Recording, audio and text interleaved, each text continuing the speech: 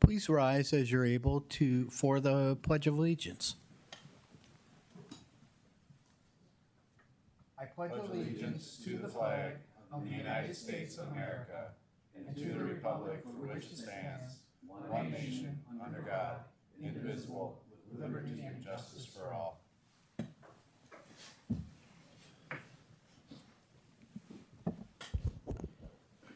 Welcome, everybody, to our October 20th City Council meeting.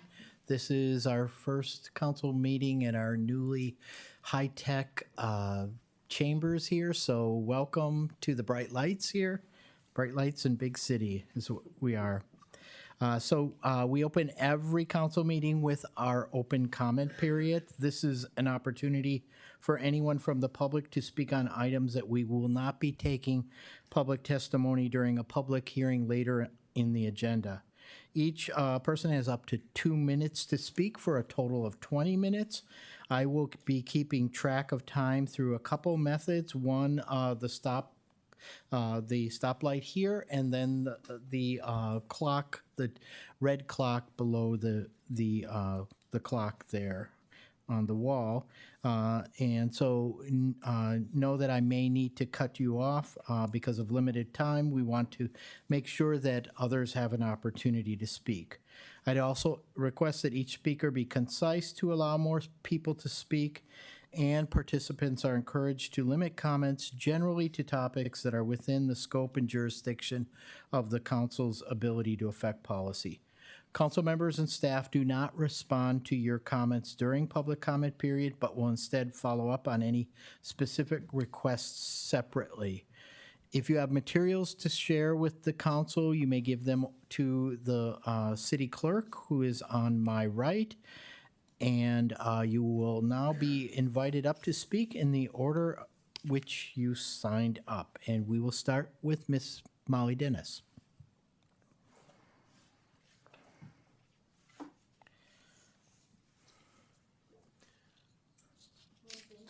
You may have to hit the button there. Hit the button on the mic, and you'll see it'll turn green. Yep, there you go. Thank you. Hi, I'm Molly Dennis. I'm a permanent resident of Rochester, a parent, and a community advocate. October is National Bullying Prevention Month. Our Civic Theater has presented the wonderful presentation of Prom, which is a powerful showing of how bullying and ostracism can affect a community.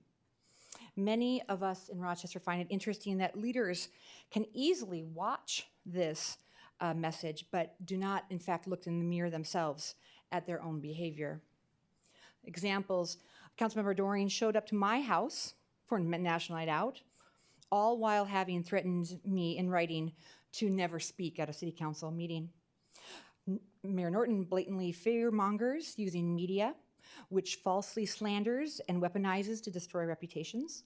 And even President Schubring promises that staff will follow up, yet our city continues to erode our public trust by denying to answer simple transparency questions.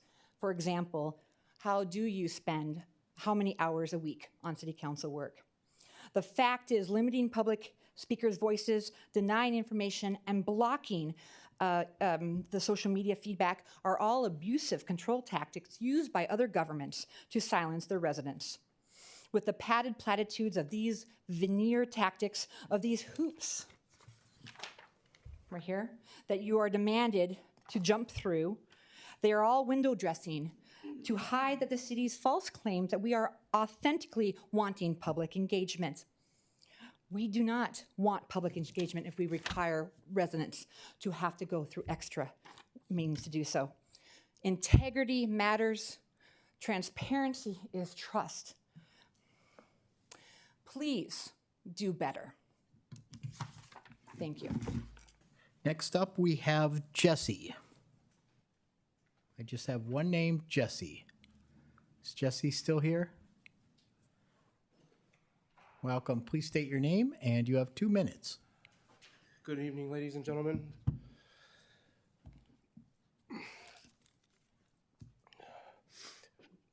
Back in the 1800s, all the poor people had horses and rich people had automobiles. Today, all the poor people have automobiles and rich people have horses. I'm talking about money. I don't really care what you think or what you believe or what you say. This involves with everybody in town, I believe. How many of you have your cell phone here today? Come on, nobody's gonna... Officer, you ain't gonna arrest anybody, are you? Well, I didn't bring a cell phone in because in the rules it says no cell phones, tobacco, vapes. And that's being honest, truth, and the facts, and the principle of it. I'm not very good at math. I failed math. I believe that some of the machines at the ATMs is being compromised, maybe our phones as well. I have a receipt, but I didn't bring my phone to show you pictures of certain things. Maybe it has nothing to do with it at the moment. But I have documented of cash from EBT and food. If anybody has a calculator, if I'm correct, $113.85 minus 40 is $73.85. Is that correct? Yes, sir. I had a receipt that said $72.85. Where's that dollar going? That's what I would like to know. Is it's being taxed? It's your money. I'm only using this to get me to get forward more. This is my maybe second time. I don't want to tell you about my story. Thank you, Everybody has a Jesse. story. Thank you, Jesse. Your time is up. Thank you. Thank you. Thank you. This is our public comment period. Anyone else wishing to speak, please step forward. Anyone wishing to speak, please step forward. Seeing no one, I will close the public comment period and invite Clerk Kasel to call the roll. Good evening. Councilmember Keen. Here. Councilmember Miller. Here. Councilmember Wall. Here. Councilmember Fredericks. Here. Councilmember Palmer. Here. Councilmember Doring. Here. Council President Schubring. Here. Mayor Norton. Present. Thank you.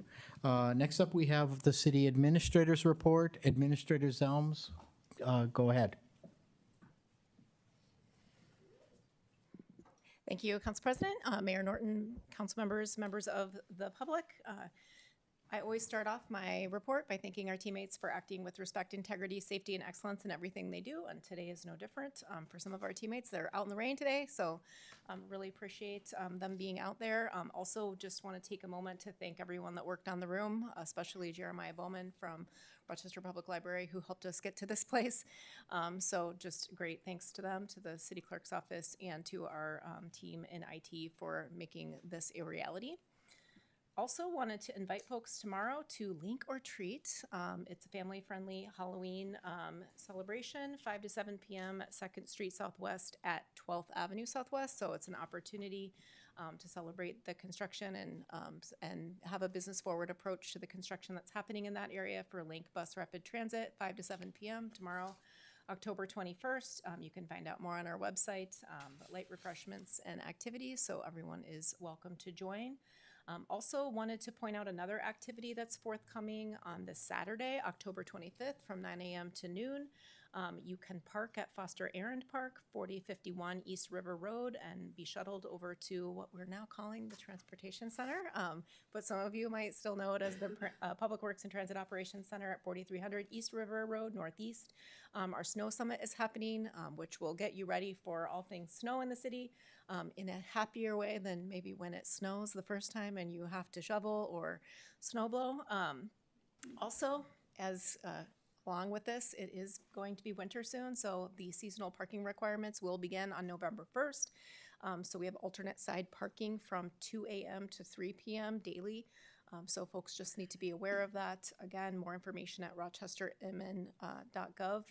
And just for folks that are not familiar with that, it's important to just be aware of the alternate side parking on even and odd days. And before it becomes fully winter, on November 6th, the first Thursday, is the next Rochester Downtown Art Walk. That will happen downtown Rochester. Lots of folks gather at the Chateau, but it's all around downtown. So Thursday, November 6th, 5 p.m. to 8 p.m. You can head out and check that out. That's all I have. Thank you. Next up, we have the mayor's report. Mayor Norton, go ahead.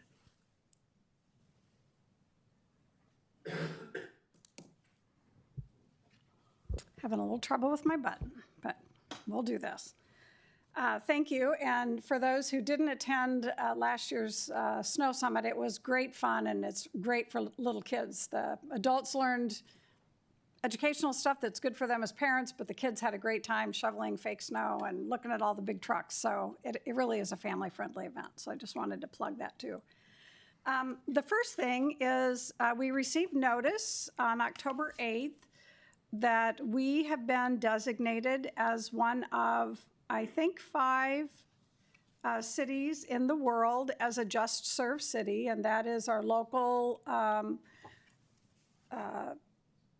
Church of Jesus Christ of Latter-day Saints, Mormons, have a program, and it's called Just Serve, and they have nominated the city of Rochester. We participate in their, we give volunteer opportunities to them, and they post them for many organizations across town. And we are being recognized for leading by example in promoting volunteerism, encouraging accessible and community-wide service, supporting partnerships with civic, nonprofit, and faith-based organizations, and demonstrated innovation and consistency in service outreach. And we will be recognized, and I hope the council members that go to NLC will join me. We will be recognized at the convention in just a few weeks. So that was a really nice notice. They're thrilled for us, and we appreciate them nominating us. So that was kind of a new tidbit that I wanted to add. And another note came, I try to mention something about the police department each week, and many of you know that just a week or so ago, we inducted 11 new police officers using a special swearing-in ceremony. It was over at the Arts Center. There were 11 new officers, 8 recruits took their oath of office, and 3 experienced lateral officers were formally introduced to the department. I thought this was a great fact. RPD has developed Explorer, Cadet, Internship, and Community Service Officer programs, which are all in effect here in the community, that have been especially valuable for recruitment. 5 of the 8 recruits were from one of these feeder programs, which is really great news. The stuff we're doing pays off and people are staying in the field and being trained, so I wanted to share that little tidbit with you. Every month I share, or every week, every other week, I share one of the Rochester Visioning outcomes, and one of the outcomes I'm sharing this time is on education, while, again, not directly under our purview, certainly affects our community. So the overview of the findings, and the highest area under education was that the community feels strongly that we need full funding for Rochester Public Schools, and they oppose resource diversion to charter and private schools.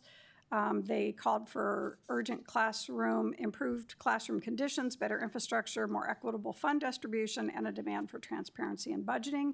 Also, smaller class sizes. I think that's a perennial from when my children were young. The second area was access and equity in education. There's a strong call for equal access to quality education for all children, regardless of background or ability. The community input highlighted the need to improve early childhood education, ESL, and special education services. And emphasis was also placed on expanding support in underserved areas through better transportation, libraries, and school-based social services. The third area was quality teachers and instruction. There's concern for teacher burnout, low pay, and difficulty in retaining qualified educators. So they are advocating for recruiting top talent, improving professional development, and supporting teacher well-being. Again, smaller class sizes, relevant curriculum, and personalized instruction were requested. In higher education and lifelong learning, there was strong support for expanding these options in the community. Again, one of the issues that came up is the establishment of 4-year liberal arts college, and while we do have a 4-year college here, it is focused on our healthcare careers, which we need, but there is a call for expanding that liberal arts area. and degree. And then also, they want to continue to grow RCTC and UMR and hope they offer more degree options and want us to maintain partnerships with them to better fund education and to have a better workforce. Vocational and career preparation, again, strong support for expanding those areas, beginning early in a student's academic path. We're advocates for integrating internships, job shadowing, and real-world skills into the curriculum. One of those will be highlighted just this week as our Bloomberg Global Mayors Challenge is having the pitch night, which is an extension of that. That's a great example of what the community is asking for. That will happen this week. And lastly, gender identity and cultural issues. The community reveals intense debate over gender policies in schools, just like nationally, with both support and opposition expressed. Key issues included transgender student accommodations and concern about politically charged or woke content. Many called for a stronger focus on academics and practical life skills over social and ideological topics. So that concludes the education. I have a couple more quickies I'm going to go through here. One is a reminder that we're continuing our Building Local Democracy That Works for Everyone project. The National Civic League is continuing to take input. So anyone here today can use the QR code, and there's some out on the table, to say what worked, what didn't work, what can we do better at these meetings, city council meetings, as well as any board and commissions that you might participate in.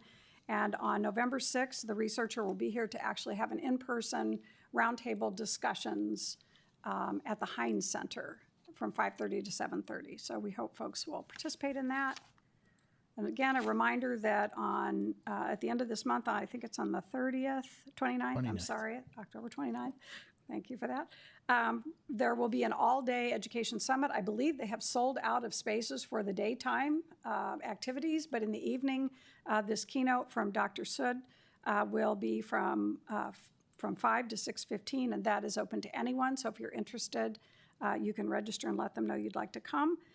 It'll be about self-care for those who care for our children and youth. Just a reminder that we are looking to to visit our sister cities. There are two in Germany, June 12th through June 22nd, 2026. And Council President Schubring and I will host that adventure. But we will be seeing Moosburg, which is our oldest sister city that Mayor Chekazama founded at the front end, and at the end, Munster, the last days, that's our sister city for climate change and sustainability. So take a look and give us a call if you want more information. League of Minnesota Cities is hosting the Mayor for a Day contest again this year. We've had winners in the past, so just a reminder, if you know any 4th, 5th, or 6th graders, encourage them. They could win $100 and be recognized in the Minnesota Cities magazine, which the League of Minnesota Cities puts on, but it's, you can go to lmc.org for more information, but it is, what would you do if you were mayor for a day? Lastly, Mayor's Medal of Honor is we're taking nominations for someone who does something special and good for our community in a number of areas, and we're taking applications through October 31st. And at that time, last year's winners will gather upstairs with me, and we will talk about the nominations, and the last year's winners will help select this year's winners. And it's always a fun event, and as I've said, it's very touching what people in this community do for each other in Rochester. That's all I got. Thank you, Mayor. Next up, we have the order of the agenda and just a couple notes. We do have other business besides the EDA on our other business. The mayor has an item, and Councilmember Miller also has an item. With that, is there a motion to approve the order of the agenda? So moved. Moved by Councilmember Keene, seconded by Councilmember Wall. All in favor say aye. Aye. All opposed say nay. Motion passes. Moving on to our consent agenda, Councilmember Palmer has pulled items F4 and F6, and Councilmember Doring has pulled item F5. We will discuss these items later under reports and recommendations. Are there any other items on the consent agenda to poll? If not, I would invite a motion to approve the consent agenda in blocks F1 through F3 and F7 through F20. Moved by Councilmember Fredericks. Second. Seconded by Councilmember Wall. All in favor say aye. Aye. All opposed say nay. Motion passes. Moving on to our public hearings, we have 3 public hearings on our agenda this evening. Before we begin the public hearings, I'd just take a moment to clarify the process by which each hearing will happen. Staff will first introduce the item, and then if there is an applicant or applicant representative, they will have up to 10 minutes to discuss the item. At that time, I will open the public hearing. Members of the public each will have 5 minutes to discuss the item. After that, I will close the public hearing and invite the applicant back up for 5 minutes rebuttal to discuss any issues that came up during the public hearing. After that, I'll invite council members to ask questions of both staff and the applicant, and then we will invite a motion and move on. So with that, I will move to our first public hearing, G1, which is a vacation petition by Russell Clark, and Planning Supervisor Ed Caples will present this. Council President, Mayor Norton, members of the council, good evening. My name is Ed Caples with Rochester Community Development. Tonight before you is a request from the property owner to vacate a public utility easement. The easement requested to be vacated is located within the east 10 feet of Lot 12 and Lot 13 of the Golden Hill Industrial Addition subdivision, which was platted in 1962. The easement is generally located 100 feet south of 17th Street Southeast and 540 feet east of 3rd Street Southeast to the east side of 1722 3rd Street Southeast. The 10-foot wide easement running north to south is approximately 200 feet in length. All applicable utility providers have reviewed the subject request, and no service providers have provided objection to the proposed vacation. Currently, there are no existing utilities within the easement. RPU Electric has indicated they will require a new 5-foot wide utility easement running east to west on the south side of Lot 13 owned by the applicant. The easement replacement will need to be recorded prior to the City of Rochester recordation of the vacation resolution removing the existing easement. Upon establishment of the new easement by the owner, the city will record the vacation resolution. The Development Review Committee recommends approval of the vacation request subject to one condition, requiring the recordation of the new easement prior to recordation of the vacation resolution. This concludes my introduction. Happy to answer any questions after the public hearing. Thank you. Thank you, Mr. Caples. Is the applicant or a representative of the applicant here? If you want to step forward and state your name, and you have 10 minutes. Are you the applicant? Okay. Can you, okay, we'll call you back after then. At this point, I will open the public hearing. This is a public hearing. Anyone wishing to be heard on this item, please step forward. Anyone wishing to be heard on this item, please step forward. Anyone wishing to be heard on this item, please step forward. Seeing no one, I will close the public hearing and invite our applicant if you have any final words for us. Thank you. At this point, Councilmember Palmer, Yeah, I'm ready to make a motion. go ahead, sir. Adopting a resolution approving a vacation petition number CD 2024-008 VAC by Russell Clark with one condition for the vacation of public utility easement within Lot 12 and Lot 13, Block 2 of the Golden Hill Industrial Subdivision. Second. Moved by Councilmember Palmer, seconded by Councilmember Keen. Any more to add, Councilmember? Well, I'll just say, Mr. Clark is in the audience back there, and he is a former fireman for the city of Rochester and served us greatly, and he's also has worked for Clark Concrete and is a great, wonderful person. Great, thank you for sharing that. Councilmember Keen. Yeah, and just for thoroughness, I did some checking with staff today on where the other easement would be, what impacts to neighboring properties, and everything's been handled correctly, so I'm ready to support this. All right, all in favor say aye. Aye. Any opposed say nay. Motion passes. Thank you, Mr. Clark. Thank you for your service, and thank you for coming tonight. Next up, we have item G2, which is final plat by Creekview Meadows LLC, to be known by Creekview Meadows Third. And Mr. Caples, you're here alone. Where's your team? Good evening again. Ed Caples, Community Development. Council President, Mayor Norton, members of the council. The subject request before you is a subdivision of 8 acres of land into 25 single-family lots located 215 feet east of the intersection of 18th Street Southeast and 37th Avenue Southeast. The subject property is the third phase of the Creekview Meadows development. Overall, the approved GDP encompasses 66.7 acres, consisting of 139 single-family lots and 46 attached single-family lots, and approximately 17.8 acres of undeveloped preserved floodway, flood fringe, and wetland resource areas. A total of 57 lots have been platted with the first 2 subdivisions.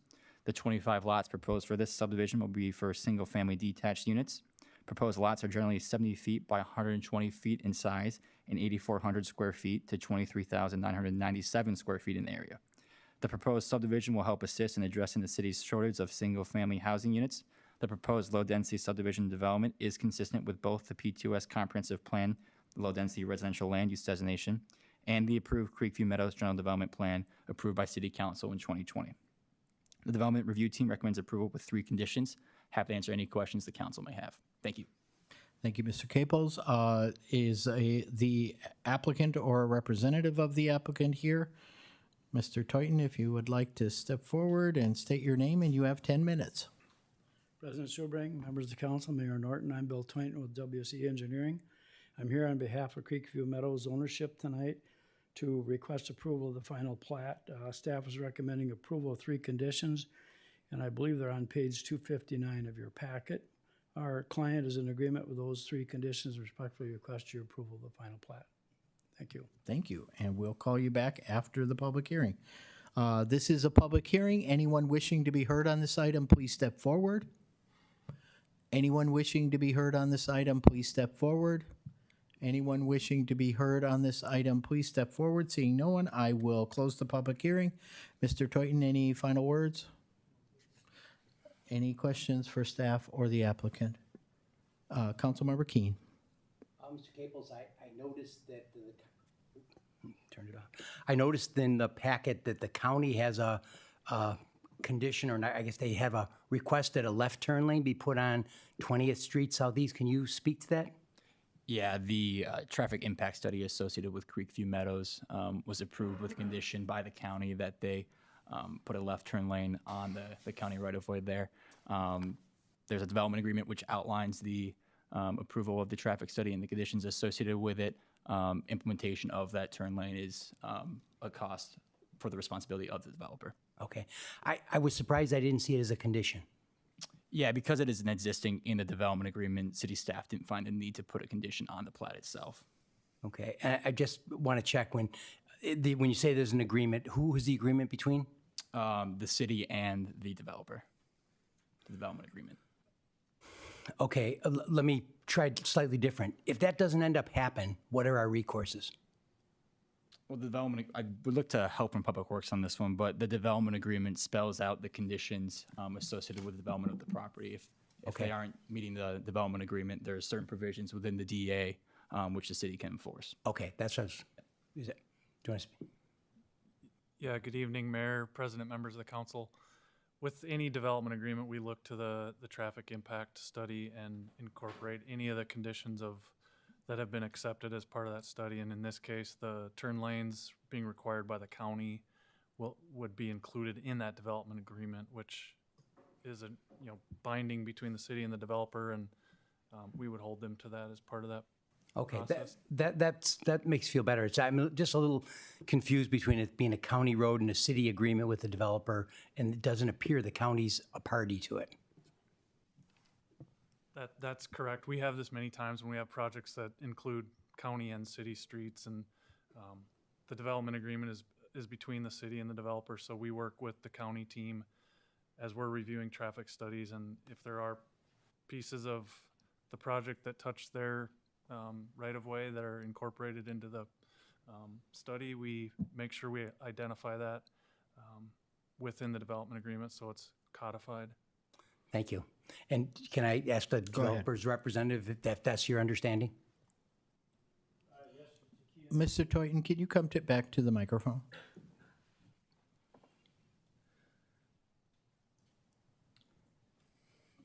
Yeah, to answer your question, as a part of the development agreement with the city, the county has asked that that project be incorporated into our work through the city. Plans have been completed and submitted to the county for the left turn lane. Good. And we intend to build that just the way we designed it. Very good. Thank you.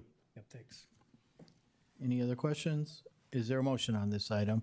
I'll move to adopt a resolution, final plat number CD 2025-036, PLAT by Creekview Meadows LLC to be known as Creekview Meadows Third, with 3 conditions for the subdivision of 8 acres into 26 residential lots. Second. Moved by Councilmember Keen, seconded by Councilmember Palmer. Councilmember Keen? No, I'll just call out that this is a lot of housing going in near where it's protected land, and there's a lot of work going on to make sure we don't end up with water trouble in these areas, and I'm glad to see that's going forward.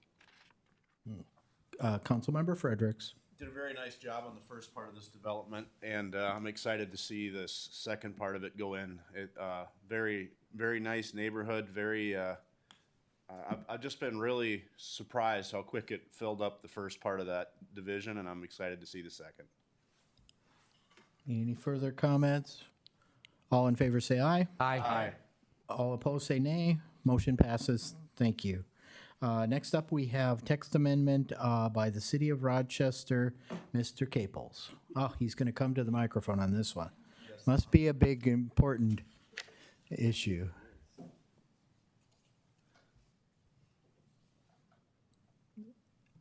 You got to push the button on the microphone there to get your green. There we go.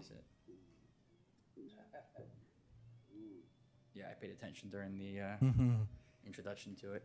Good evening, Ed Caples with Rochester Community Development, and tonight I'll be bringing forward also the yearly Unified Development Code update.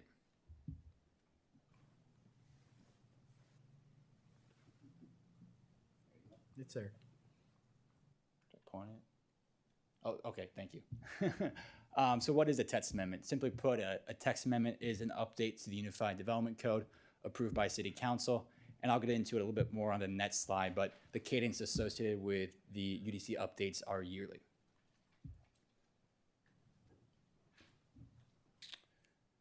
So this slide might look a little familiar, but essentially the UDC itself and the yearly UDC updates is a culmination of a decade-long planning initiative going back to the comprehensive plan kickoff in 2014. Moving forward to the adoption of the UDC in September of 2022, there's a promise by staff to first bring forward a 6-month update and then thereafter yearly updates. So we did have the original 6-month update, and now this is our second yearly update to the Unified Development Code.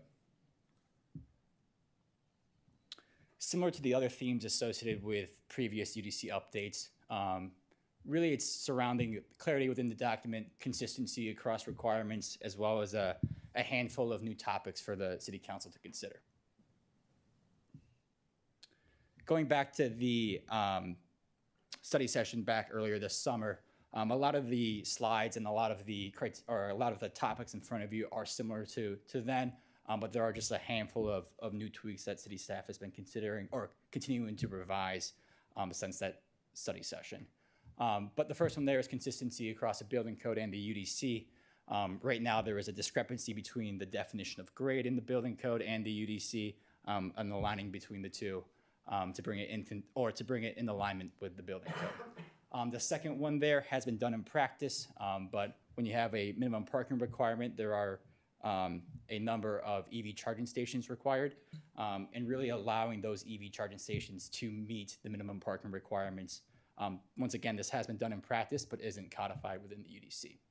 And then the third one there, based on a study session in front of City Council earlier this summer, is update the downtown residential parking requirements and remove them for residential developments. So these are the proposed new UDC concepts for the City Council to consider. You will note that there is not sandwich boards in front of the City Council tonight. City teammates continue to revise and work with public and private partners to really bring forward a new proposal for something that works as a pilot program before we implement something within the UDC. But the first one there for cannabis spacing requirements, if we can go to the next slide. Thank you. So at the top there is what's currently written within the UDC, 1,000 feet from the nearest public school parcel, 500 feet from the nearest public park parcel, which includes trails, and then 500 feet to a similar use regularly used by minors. The second portion there, you can see what is state statute, as well as the model ordinance, which may prohibit 1,000 feet from a school, 500 feet from a daycare, residential treatment facility, or an attraction within a public park that is regularly used by minors, including a playground or athletic field. The community development recommendation is to align the UDC with the state statute and align it with the model ordinance put out by the state.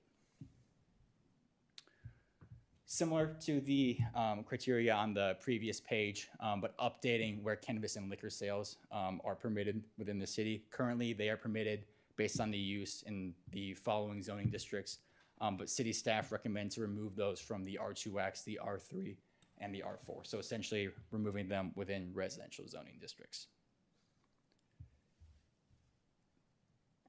The next one here has been based on feedback that we've gotten from the development community. A variety of different projects are required to hold a neighborhood informational meeting, which is essentially an informal meeting put on by the developer to outline what the project is that they're bringing forward.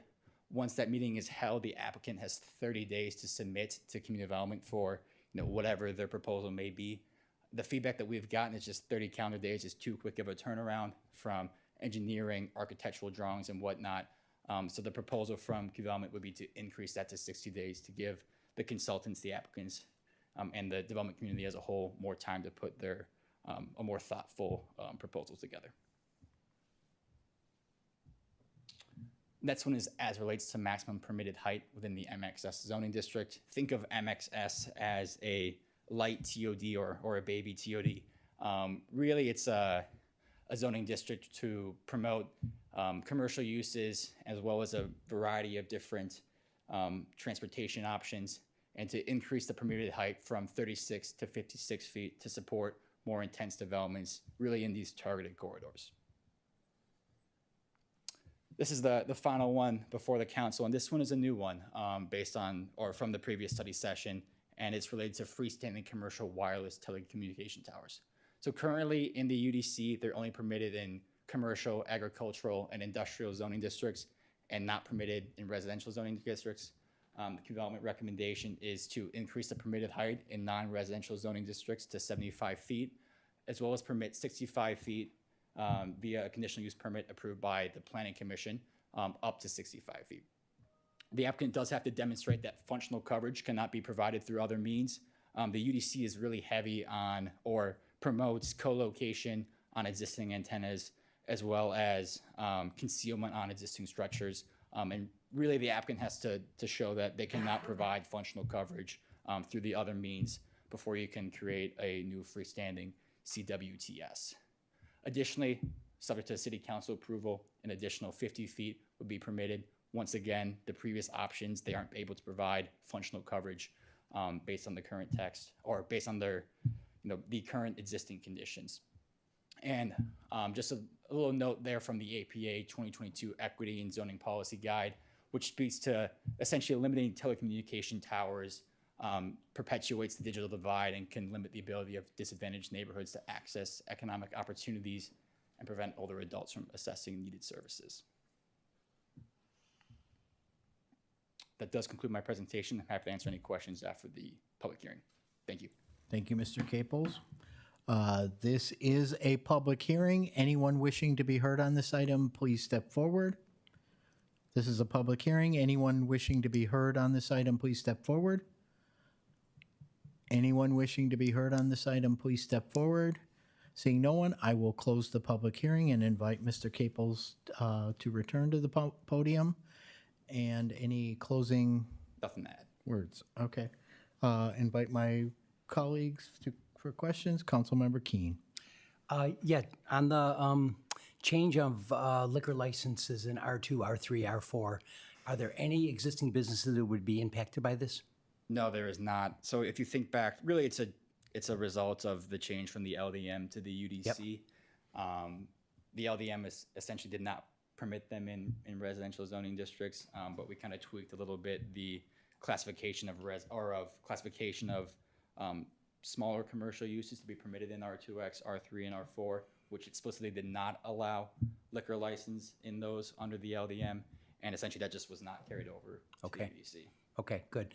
On the MXS update, I just want to, I understand, the baby TOD. Yep. Can you give an example of where one would be? Yeah, so if you think back to when the city council had the citywide zoning map update, there were portions there where we effectively downzoned from TOD to MXS. So think of north of the rec center, up its way up to the former Shopko site. South of 16th Street? Exactly. Okay. Yes, that's MXS. Okay, all right. And again, are there examples of that 36 feet going to 56 feet where it's, where someone could see and say, yeah, that's what it looks like? It just seems like a dramatic increase. Sure. Yeah, and I would note that the current TOD permits. Yeah, 62. Yeah, exactly. Okay. So really, it's more or less a transition from the TOD down to MXS along the targeted corridor of the transit line and Broadway and 16th Street. And last question, or more of a comment, and see if I can get a reaction here. It seems like there's going to be another thing now that we're giving authority to the planning and zoning to make decisions as opposed to make recommendations. I'm trying to get comfortable with that. Can you talk about the logic in community development that says that should be there versus that should be at the council? Sure. I would say, generally speaking, the Planning Commission is a recommending body. There are a handful of applications with which they're the approving body. I think of major modifications, for example, and a handful of conditional use permits. But I would note, you're referring there to the freestanding CWTS. In the non-residential zoning districts, the Planning Commission is the approval body for those applications right now. So essentially, the recommendation there is to continue that forward for the residential zoning districts, but if they're requesting additional height, bringing it forward to the city council. Yeah, I'm trying to get comfortable with, and when they're the deciding body, is there an escalation to the council, or is there? Correct, yes. The applicants or whomever may appeal the decision made by the Planning Commission to the city council. Thank you. Yeah. Councilmember Palmer. Kind of going off of what Mr. Keene's question. The applicant can go to the city council. Can the neighborhood go to the city council? For an appeal? Yes. Correct, yes. Okay, just to be clear on that. And then on the telecommunications, this is we didn't have this during our study session. Is there a need for this that we have overlapping areas or not have areas that's not covered by cell service? Yeah, what we've heard from the development community or from the wireless community effectively is that there are areas in the city of Rochester where they're unable to provide functional coverage based on the standards of the UDC. Because I'm uncomfortable with it being in the residential area, and I know when cell towers first came up at Bailey Heights, they, I think, sued the city over it. It's a different thing when it's in a neighborhood, and so this is new to us, and I don't know why this wasn't brought up at the study session. Sure, yeah. Truthfully, those conversations just didn't take place before the study session. I would just note that the UDC does require them to explore other options, or the proposal before you would require them to explore other options, whether that be co-location or stealth on existing structures.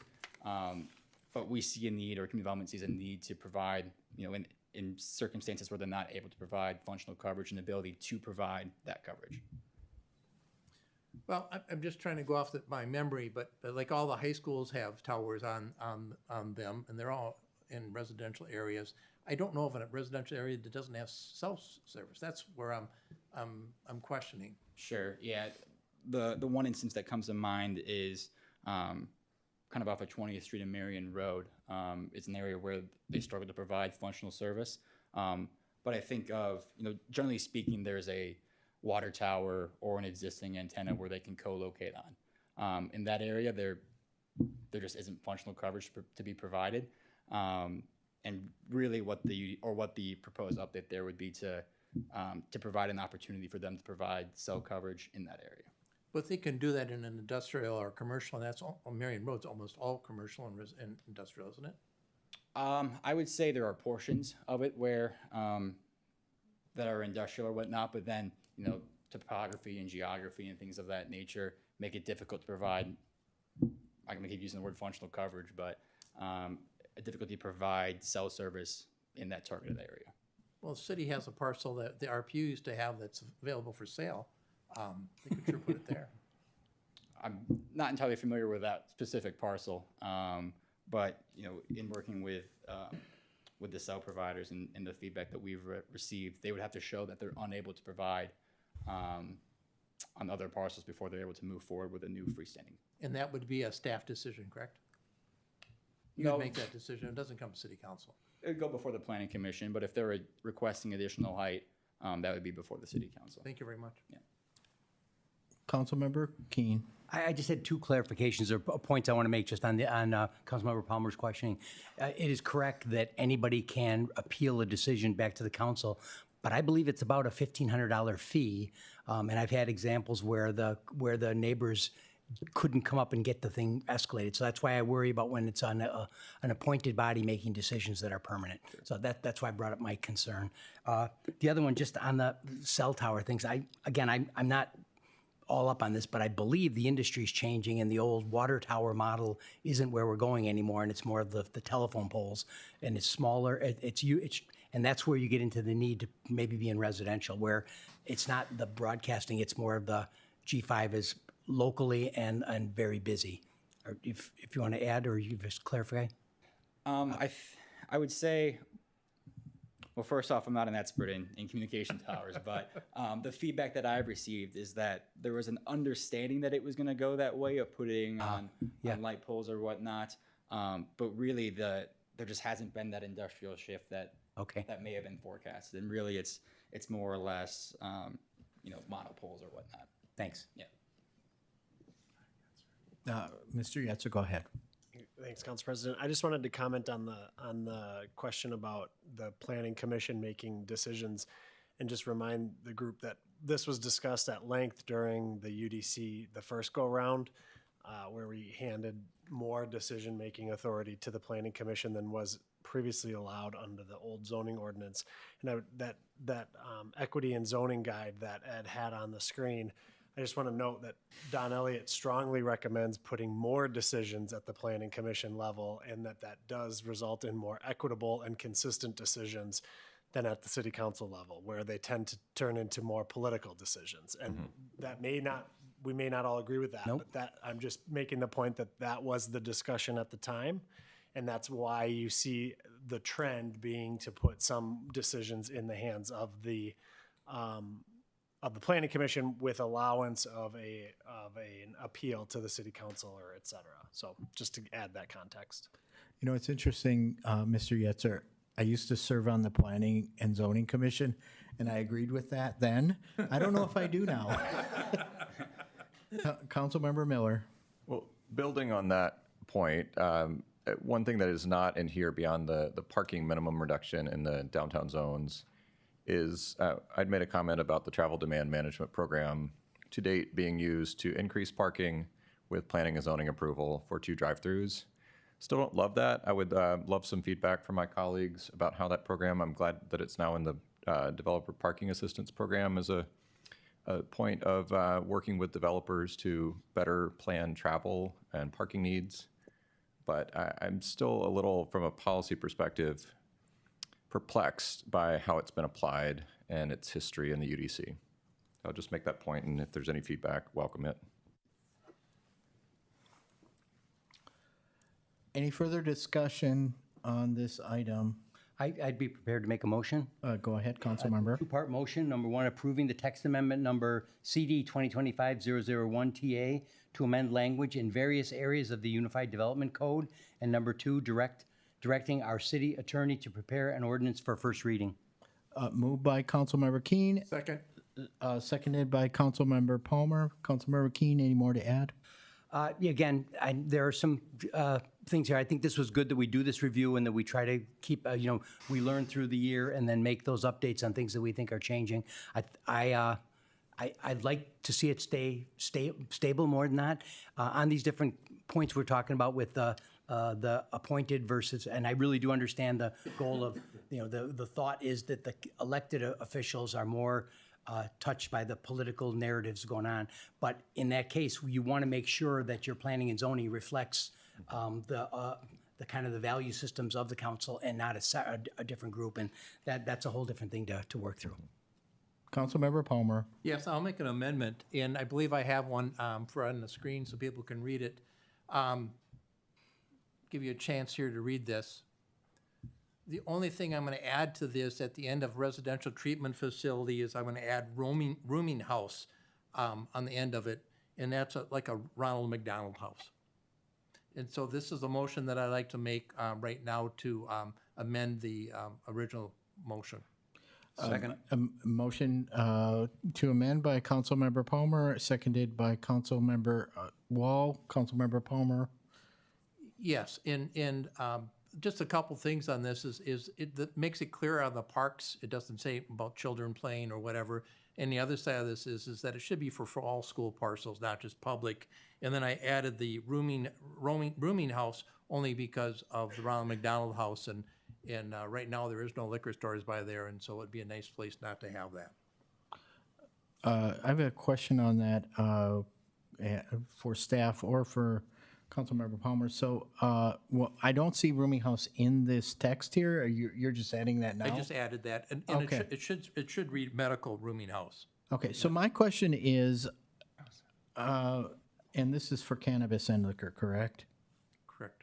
So my question is, so I know that that there are cannabis operators who have been certified. There are some that have been through the county's lottery system and have been granted a license. And what happens then to those that may have a location at this point? Are they grandfathered in, or are we putting ourselves in a position where those that have gotten to this point and we're saying no to them, does that put us at risk? Mr. Carlson, do you want to take that? Good evening, Council. Brent Carlson, Deputy City Attorney. I would say that current existing facilities wouldn't be at risk, but what I would caution the council against this amendment. I would just note that I think, with all due respect, that Councilmember Palmer's request is inconsistent with what the state statute says. And, you know, if you want me to go through it, I certainly can. And I think city staff, I think we agreed to take out the word public in regards to schools, because public isn't actually in the statute. So I think we're okay with that. However, what city staff is recommending talks about an attraction within a public park regularly used by minors, including a playground or ball field. So essentially what the state statute says is the 500-foot distance is calculated from an attraction at the park. So that could be a ball field, that could be a playground, that might be a swimming pool, whatever you could think of as being an attraction, okay? This amendment says the nearest public park parcel, which to me would be defined as you take whatever the public park parcel is and then you measure out 500 feet. So if an attraction is on one side of the parcel, essentially what we're getting back to is close to what we have now. And I'll leave it at that. I'm going to go to Councilmember Keene and then back to you. Councilmember Keene. Yeah, I have a little pre-warning of this amendment coming up, and I've been trying to understand it, and I've been trying to understand the state guidelines and what we had before. And I do have some concerns with this, and I'll just go through a couple of them. One is that it is interesting that while we're trying to do the cannabis stuff, we're also restricting liquor more than it has been, as if we're running into problems with that, and I'm not aware of those problems.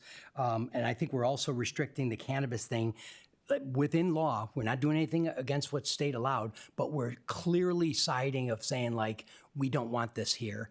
But the most bothersome thing is this idea of adding some confusion to what parks are and parks and trails, because this is probably a problem with the way the state law was written, but it talks about parks, but in Rochester, parks are also trails. And all of a sudden, we have this trail system that nothing can be by. And I think the staff correctly tried to stay away from those sort of problems. As far as the school stuff, this one again, it bothers me when we start talking about public schools. Sounds like we get the legal recommendation that maybe that's okay, but when you start talking about schools now, are we going to say, oh, there's a school of something else, there's somebody that teaches lessons over there? I just don't want to get caught up in this political fight that's going on in the state that says this. I know these are the law of the land, but they're not good laws, and I'm afraid we're going to start siding with one or the other, and I'd rather take the state direction and just follow as best we can what we've done for liquor restrictions in our zoning and let the other sort of health departments and other things take care of their own stuff. So based on that, I wouldn't be supporting this amendment. Councilmember Palmer. Well, first of all, I don't think that all schools are lesser than the public schools, and so I think they need the same protection of the schools. And second of all, parks aren't just the attractions. Parks are, Quarry Hill's a huge park, but people go there for different reasons. They don't go there just to play in the dinosaur park. And I think that you know, if we don't have anything in the liquor license right now that would affect any of our liquor establishments, I'm not particularly sure that there's a problem with them. And I think you're trying to insinuate that I'm against the state law, and I'm not against the state law. We're here to enforce the state law, and I agree with it. But I don't think, you know, taking out the public and the schools, and I don't think having it near our parks is a bad thing. Councilmember Wall.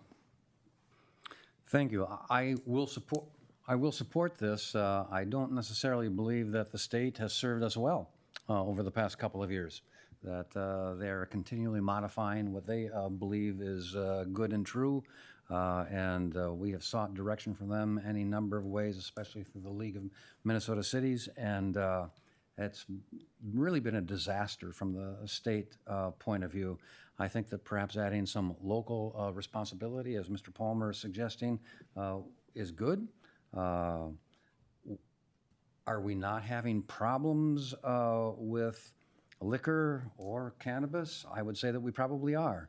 That a great many of our difficulties on the road come from DWIs. A study published on October 3rd of 2025, just a couple of weeks ago, the American College of Surgeons found that nearly 42% of fatally injured drivers in Ohio's Montgomery County between 2019 and 2024 tested positive for active THC, the main psychoactive component of cannabis. I think all the protections that we can offer to our youth and citizens are worth consideration. Councilmember Miller. Sure.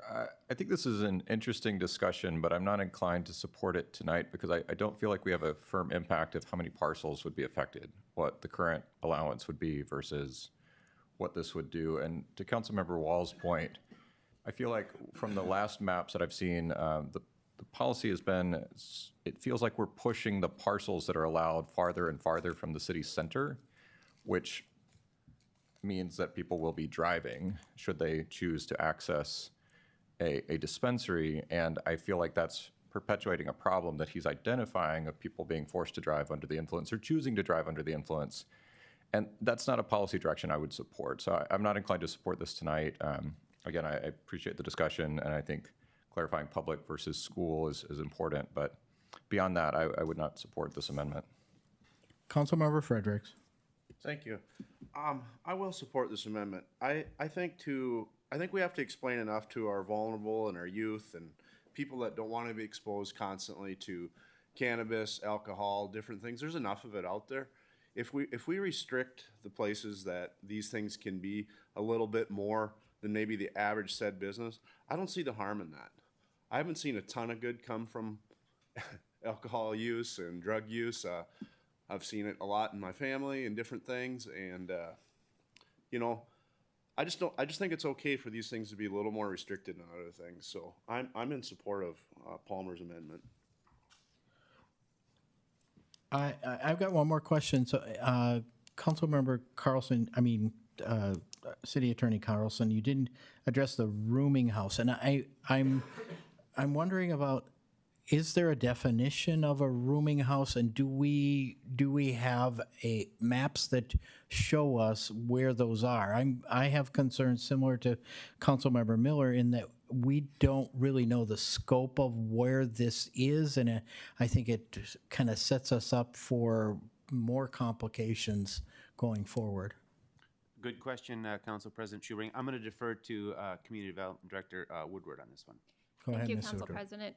We do not have a definition for a medical rooming facility in our, so that would be a bit challenging for us to, one, it's not defined within our UDC. I think, so that is one item that would need to be defined, so it would be difficult to track or to actually enforce the ordinance.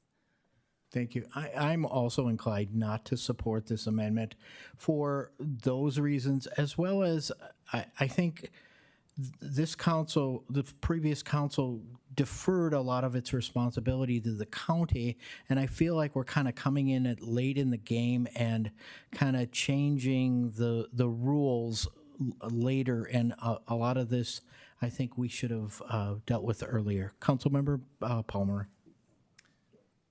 Well, I mean, what we did not give up our zoning requirements to the county, did we?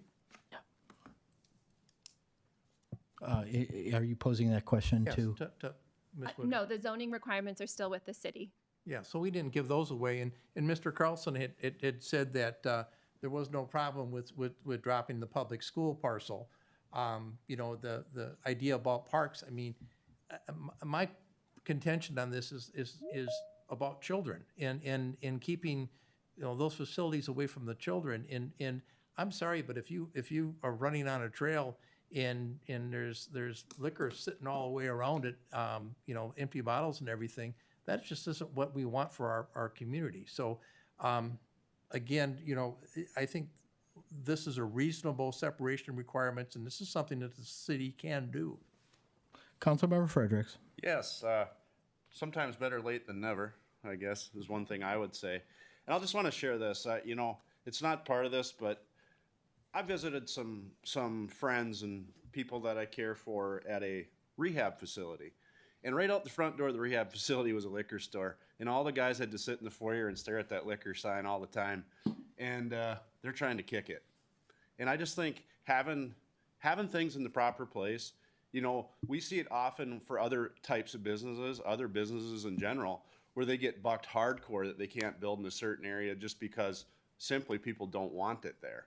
And, you know, I just don't think there's anything wrong with adding an extra layer of protection for a lot of our different community members. Councilmember Doring. I'm inclined not to vote in favor of this amendment. I think there is not a lot of clarity around the amendment, as some of my colleagues have shared before. And I also disagree with the argument that just because a liquor store is located near a trail, there will be bottles appearing on the trail.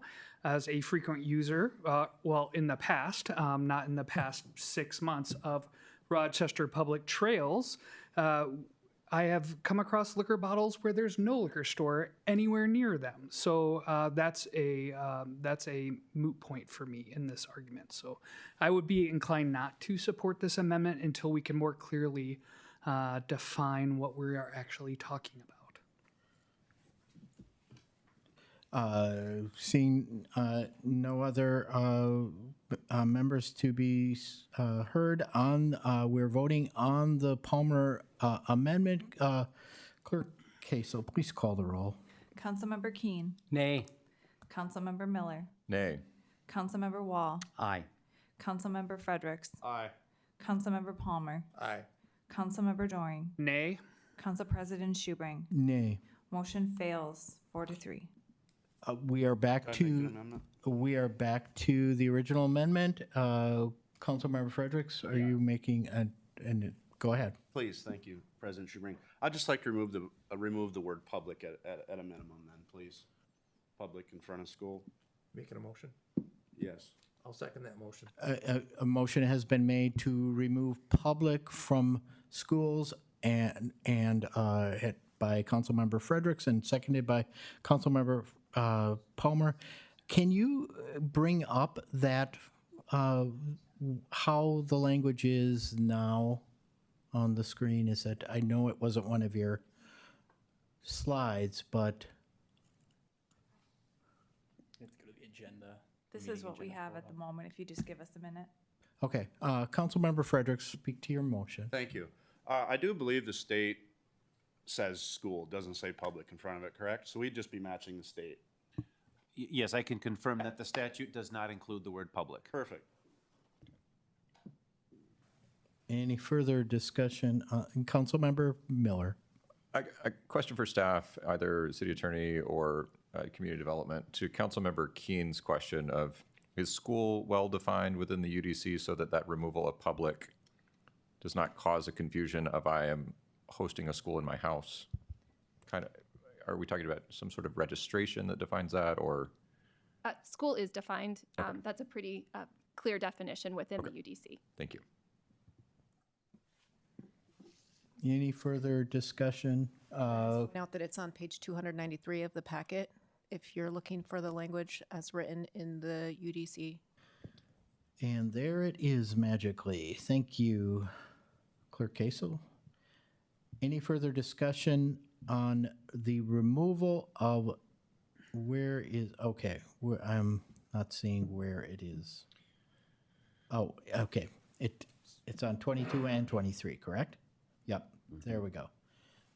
Okay, seeing no further discussion, all in favor say aye. Aye. Any opposed say nay. Motion passes. We're back to the original motion with the elimination of public. Any further discussion? Seeing none, all in favor say aye. Aye. Any opposed say nay. Motion passes. Thank you very much. Thank you for the great discussion. Moving on to our reports and recommendations. We will start with H1, which is a home ownership creation program, London Brook Ponds recommendation, and we have Taryn Edens who will present this. Good evening, members of the council, council president, mayor, Taryn Edens with the Community Development Department. I'm here to bring forward a proposal or request for contribution to the development known as London Brook Ponds. So, I'd like to remind you, this is being recommended through the program that you approved called the Home Ownership Creation Program. Since you have recently updated your vision principles and priorities, I'd like to show alignment with that. In particular, this would contribute towards the priority of providing housing access to our community. As you know, our housing needs assessment was updated, and we're still reviewing what those top 5 priorities are, but it's still, rest assured, those priorities are still included and listed in the report in different ways. So particularly the proposal before you meets, I would make the case for both new homeownership opportunities and has the opportunity to provide homeownership options for our households of color. I think you know we have different barriers as it relates to creating or adding to the supply of for-sale housing. Specifically in our community, we know housing is a continuum and there's many needs, but I'm talking about this one specifically as this program supports that. We have a large demand that's anticipated for the next 10 years. Almost 7,000 for-sale homes are needed, largely due to our growing population that we anticipate. The Olmsted County market area has been averaging about 425 single-family homes. And once upon a time, many of you know this, we used to more than double that. So we know that there's a need to contribute towards supply specifically. And we know that the cost of construction has gone up more than 50%. So just want to remind you of different barriers and why we've done why we make recommendations to consider supporting more than we typically would housing creation. Single-family home permits, also, we're still seeing a lighter, I guess, contribution to that on an annual basis. So the last 5 years, we've averaged between 130 and 230 single-family permits. I'll talk to you a bit about what we're hearing for applying for this program, but the point is there's still a need to incentivize the creation of for-sale housing.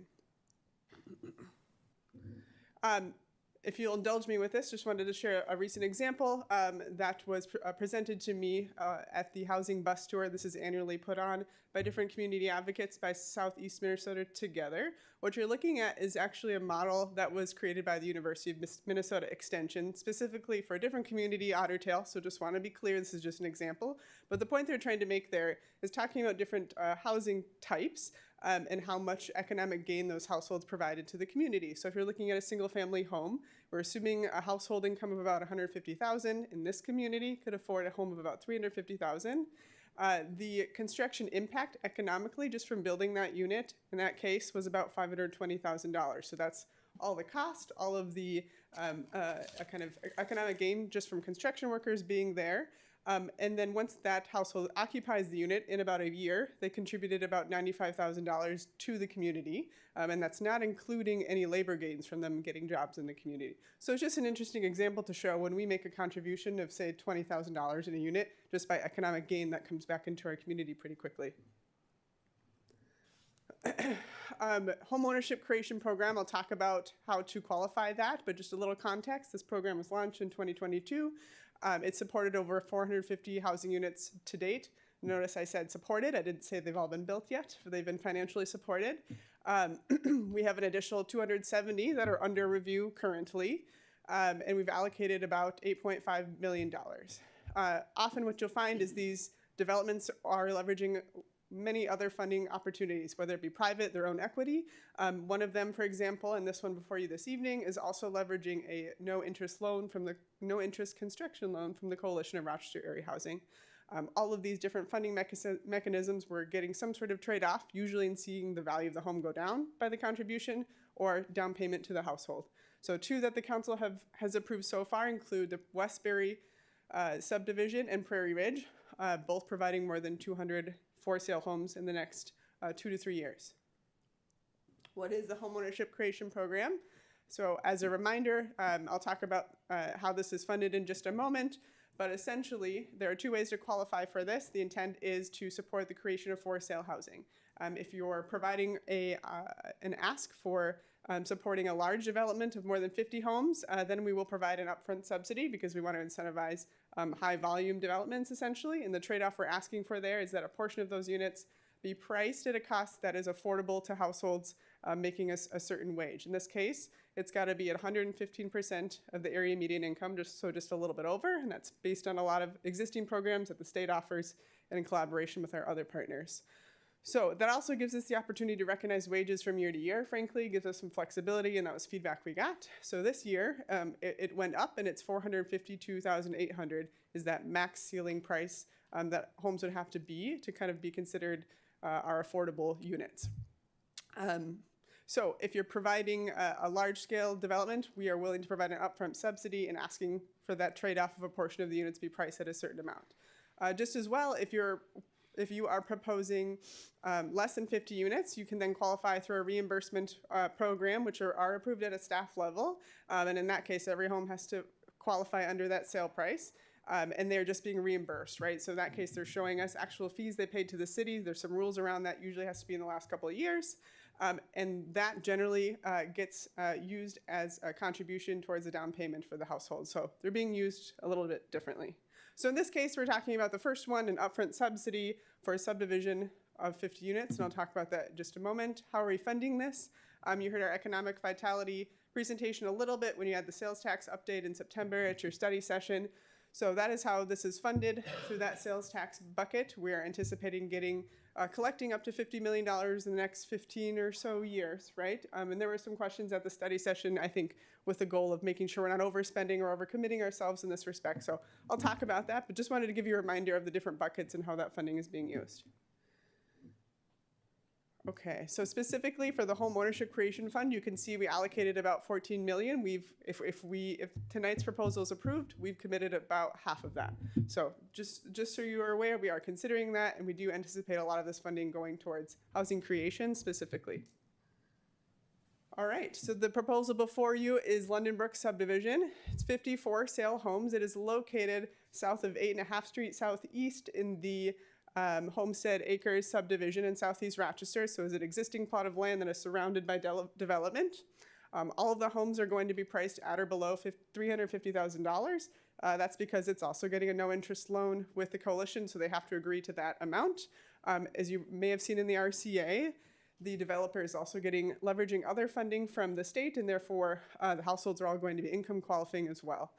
So we're seeing this as offering quite a substantial subsidy, not just from the city, but other folks to get the price down to that. All of the homes, as you can see, are attached dwellings that are triplexes and twin homes. And the amount of subsidy requested before you is $1 million, which is exactly about $20,000 per unit.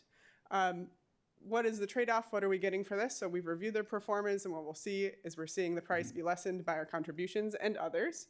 They do agree to a master affordable agreement that was in your packet, and our trade-off there is a couple of things, and we sort of consider that with each development and talk it through with the developer. And in this case, we're restricting the resale of the price for 5 years, and we're restricting the ability to rent the home for 10 years. So in this case, the agency is called Build Wealth, and that is essentially their goal, right, for households to build wealth, thus leading to some of those, I guess, specific points. Councilmember Miller. Yep. Quick question about the last slide. So I see a lot of criteria, but I don't see what size are these units proposed to be in square footage? That's a good question that I should know off the top of my head.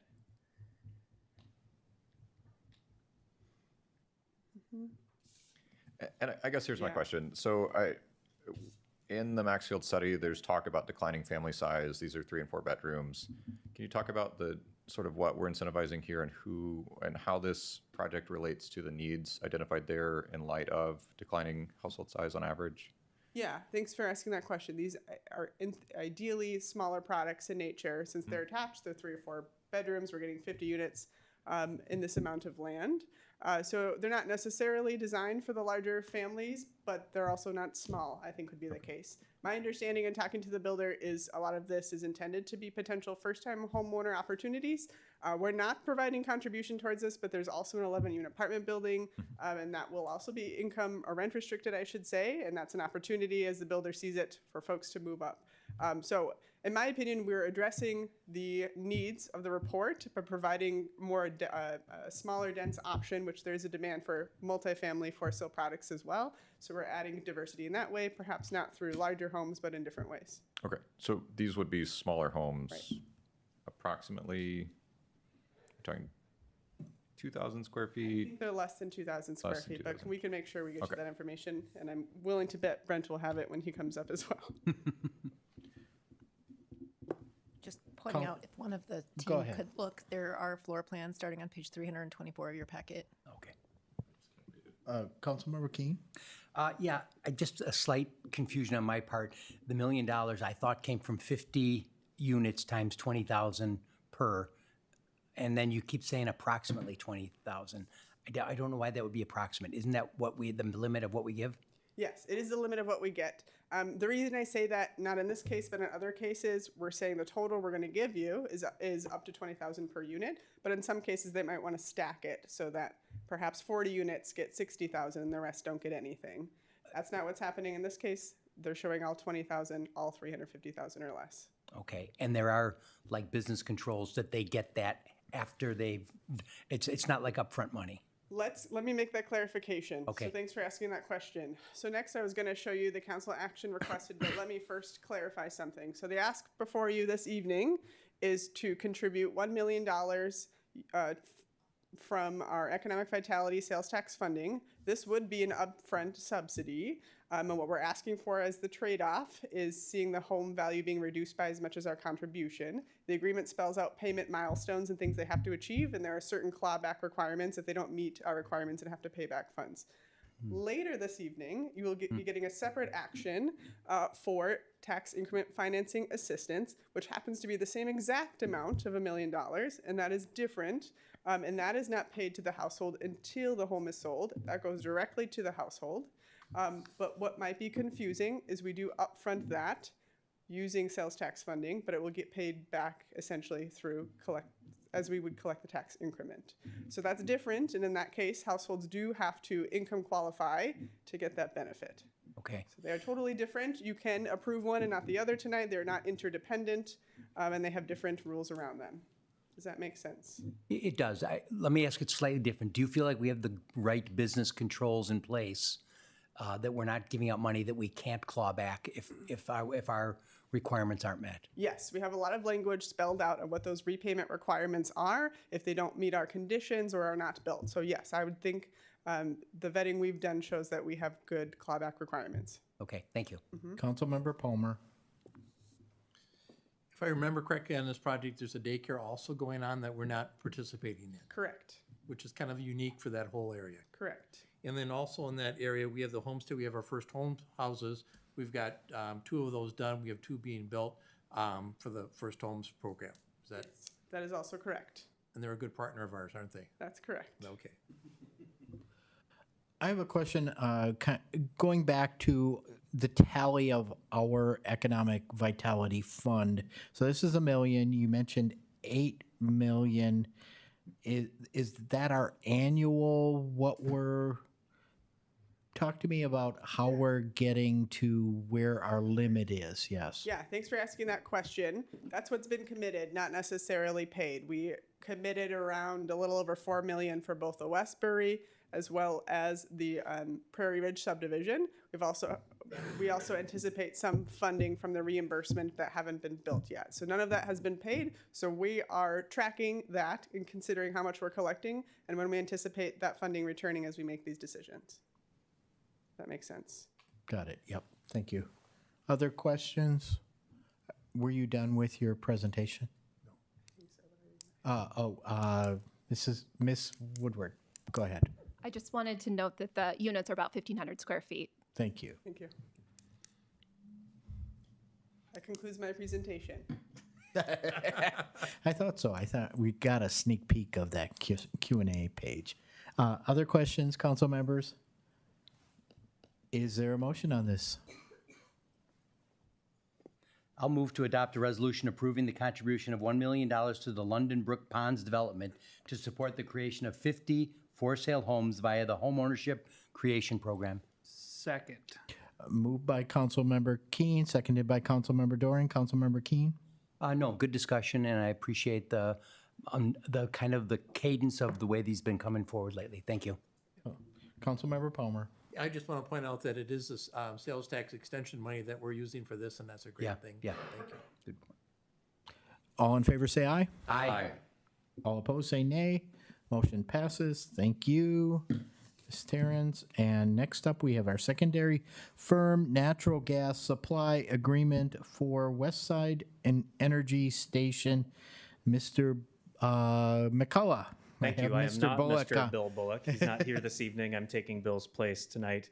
Good evening, Council President, Mayor, Council members. Here before you tonight is an action to agree with the RPU board for authorizing a 10-year contract amendment to our gas contract that supplies to the Westside Energy Station. Just have a couple of brief slides to frame what this decision is, what it is actually in front of you. About 3 years ago, the MISO market changed its rules, and now we have to accredit our unit on a seasonal basis. So the ability to run in the winter months became increasingly important for the Westside Energy Station. It currently is supplied with what's called interruptible gas. So we bid in on a daily basis for volumes for tomorrow that is sometimes not available, and we have not procured firm supply, either firm gas or secondary firm gas. These are higher tiers of service.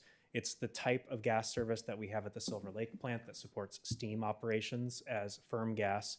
So before you is an amendment to our Westside contract that would move us to the secondary firm tier. That makes gas more available during times of shortage, typically winter months. It doesn't commit us to any specific volumes of gas. It just makes gas more available to us at the times of most critical need.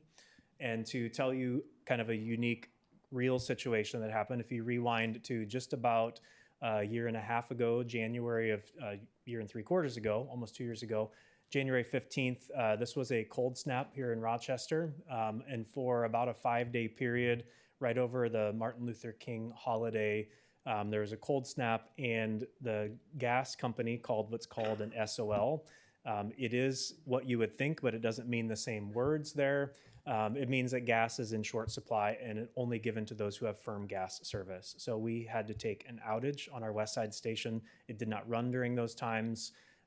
It's important for us to run during critical times so we can maintain our accreditation. We've actually lost some accredited value of the West Side Generating Station by not having gas available in this previous season. So now that we're 2 years into this seasonal construct, we believe it's time to move into the next tier of gas supply to maintain the value of this plant as it was originally built to be accredited for capacity for peak times as a peaking plant. And it's also important, this is a curve that overlays both those outages and wind output during that time. There are times during cold snaps that wind is very available.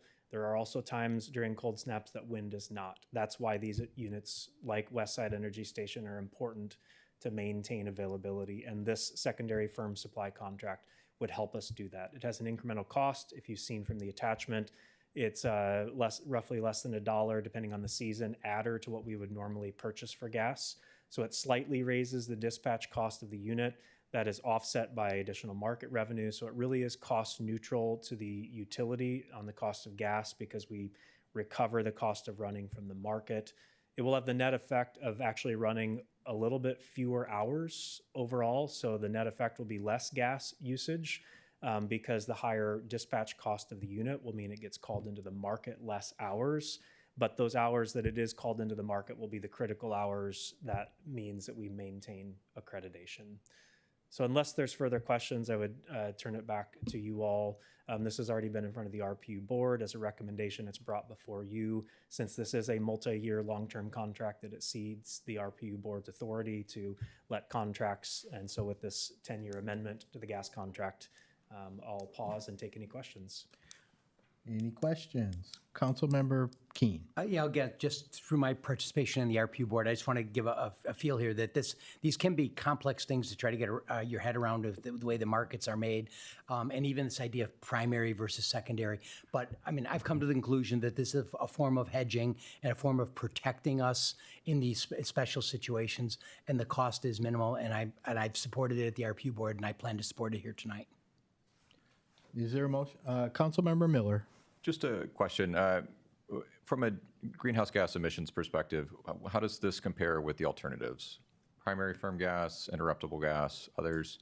I know you said that this would likely cause the plant to run less often. Yep. So compared to a firm gas situation, although we may pay for firm gas, the unit may not be called to run. And so we would end up spending more dollars to secure volumes that we don't actually buy with no additional runtime. So it's neutral compared to a firm gas. Compared to the spot gas, what we call, or the intermittent supply that we're currently on, it's probably slightly less greenhouse gas emissions over time since the units would technically run less at a slightly higher cost.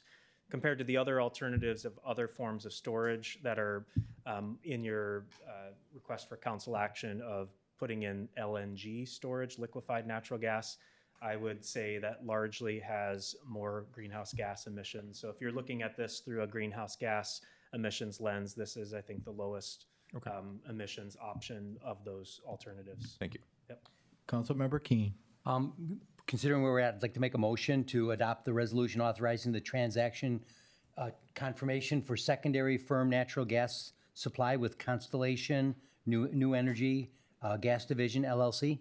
Second. Moved by Councilmember Keen, seconded by Councilmember Palmer. Councilmember Keen? No, I just appreciate the RPU staff looking at this sort of, and this is kind of part of the business, looking ahead. What are the unlikely but possible things to happen, and how do we protect ourselves in those situations? All in favor say aye. Aye. All opposed say nay. Motion passes. Moving on to Enterprise Resource Planning Recommendation, Mr. Parrish.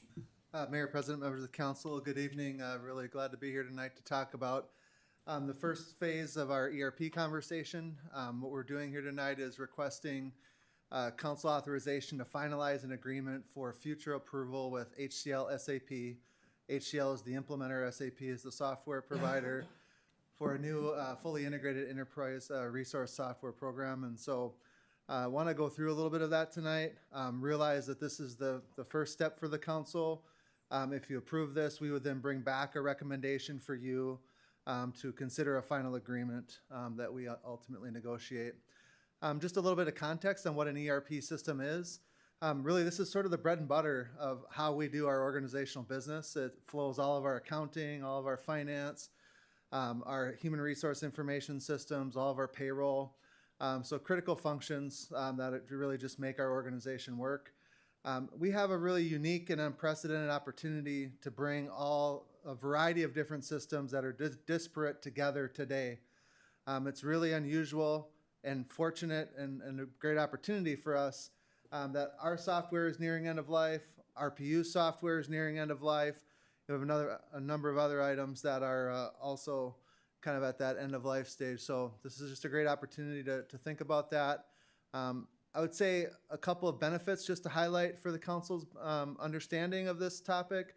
At the end of the day, we would achieve, if we are successful in moving this project forward, and these are challenging projects, software conversions are extremely challenging to the team, to the organization, to the budget.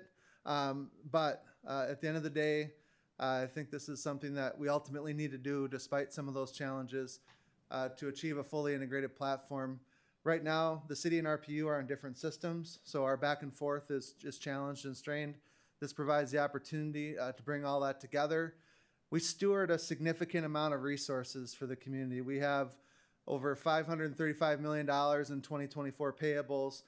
At any given time, we have 1,200 to 1,800 people that we are accountable for payroll and other services for. And so, keeping track of all that is very substantial. And, our annual payroll in 24 was $102 million. And so we need a robust, progressive system that can ultimately help us to manage the resources that have been provided. I'd also just say I think it gives us the opportunity to streamline and be more efficient with the way we do service delivery, the way we deliver transformative capital projects. It gives us a good single point of information where a lot of our budget information can flow through, and ultimately a lot of process improvement internally that we can achieve with that. Probably a big deal and can't be understated here is this gives us the opportunity to minimize security risks. So as you know, you've seen it locally, you've seen it in other Minnesota cities. We are an on-premises based system, so that means we maintain servers with this software on it. That creates vulnerability. This would move our systems to the cloud and really give us an opportunity to be more cyber secure. Not perfect, and I also just say we have had 3 successfully defended attempts to access our data. So I want to give a lot of credit to the RPU and city IT teams for that. We carry great cybersecurity insurance coverage because no one wants to be in the situation that others have had to be in our state. But it's all of our worst day, week, month, and year if we have that happen. So this is a good opportunity to buffer. And this software really then walks us into the new age in terms of what can we do with artificial intelligence and how can we utilize that across our system to enhance planning. I want to just stop for a minute. Myself and General Manager Tim McCullough are going to just give you a little bit of insight into what are we doing right now, and then we'll go on to what the requirements were, as well as discuss the recommendation for you all. We as a city have been on a program called J.D. Edwards for our ERP system since 1999. In technology time, that's a long time. I actually have a son who got engaged last week who was not born when we adopted this software. And I think we were all probably having a really good time downloading songs off of Napster at 56K internet speeds that took about a half an hour to get a song downloaded. Things have changed. It's a significantly new environment, but we're in a spot where we ultimately have to think about what are we going to do moving forward. JDE is projected end of life 2035. Now that sounds like a long time, but at the end of the day, it's a declining support model as you walk out to 2035. We're already experiencing challenges with sort of core business infrastructure and updates to the system that challenge our ability to do legal compliance and any number of other things. And I liken it to VCRs, right?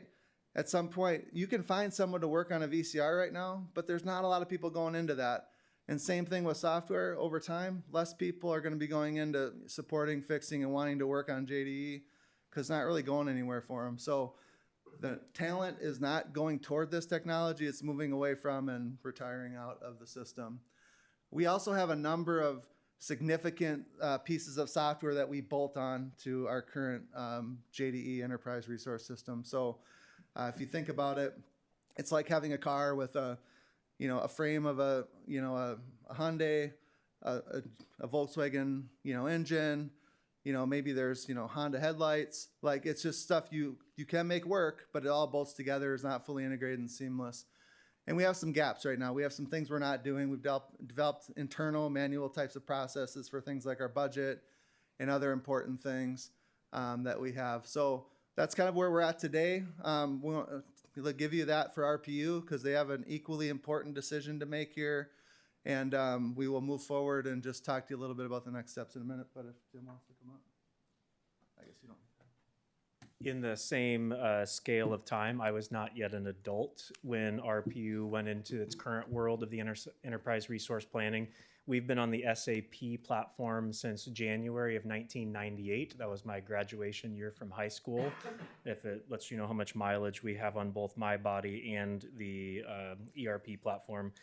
SAP is currently our backbone of operations and has been over that 25-year period plus for RPU. It handles all of our operations, not only our core financials, our fleet, our timesheets, our materials management, all these components that go into our work orders and manages the entire business of RPU for both electric and water.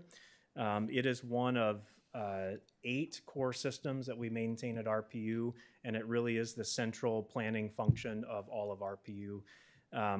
We have been for a very long time in a best of breed solution, as Aaron has mentioned there as well, where we have pieces that we tend to bolt onto these core systems.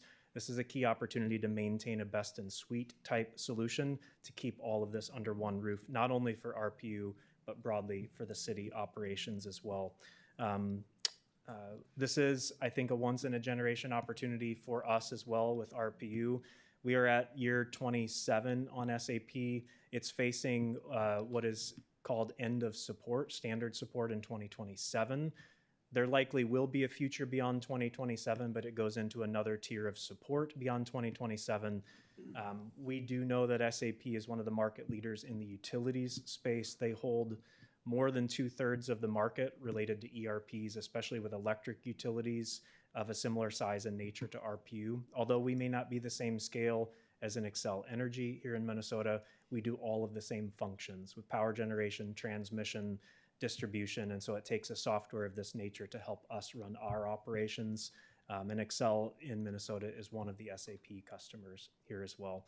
So this opportunity for us to join together and move forward onto a one solution gives us a key opportunity to join into the city with budgeting, payroll, and human capital type solutions, which currently are really maintained in duplicate so that we can do the work of RPU. It's also happening at the city level. Our payroll, our city employees at RPU are also inside of JDE. And so this is JD Edwards. This is an opportunity to bring those two worlds together and have this single source for all of our functions. We did look at all the alternatives. Aaron will get into it in just a moment, talking about the alternatives, but some of those alternatives did not meet the full requirements of RPU, and some of those alternatives required splitting our world into multiple core systems, including standing up a full enterprise asset management system that today is inside of SAP. So we're strongly in lockstep with our the full city view here, and to join into a common ERP at this point in the future.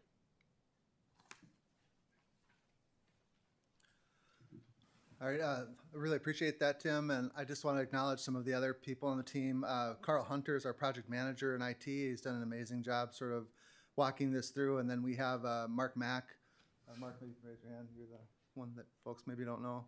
But Mark has been working with us since 2022 on developing our requirements. He's with the Government Finance Officers Association. They have a research division that basically what Mark does is he goes around and helps communities develop requirements and go through the RFP and bidding process for ERP systems. So we've been very well served with the GFOA and Mark in particular. I think he's done an excellent job helping us do something that none of us does day to day. So I want to acknowledge that, and many others as well have participated. I just want to say we started this journey in 2022, really trying to not just look at, what are we going to do for software replacement, but really thinking about what do we need as well as what are our process improvement opportunities. So we spent a lot of time on that became aware of the opportunity to potentially align with RPU, so took a little break on the city conversation, deferred to the RPU requirements development.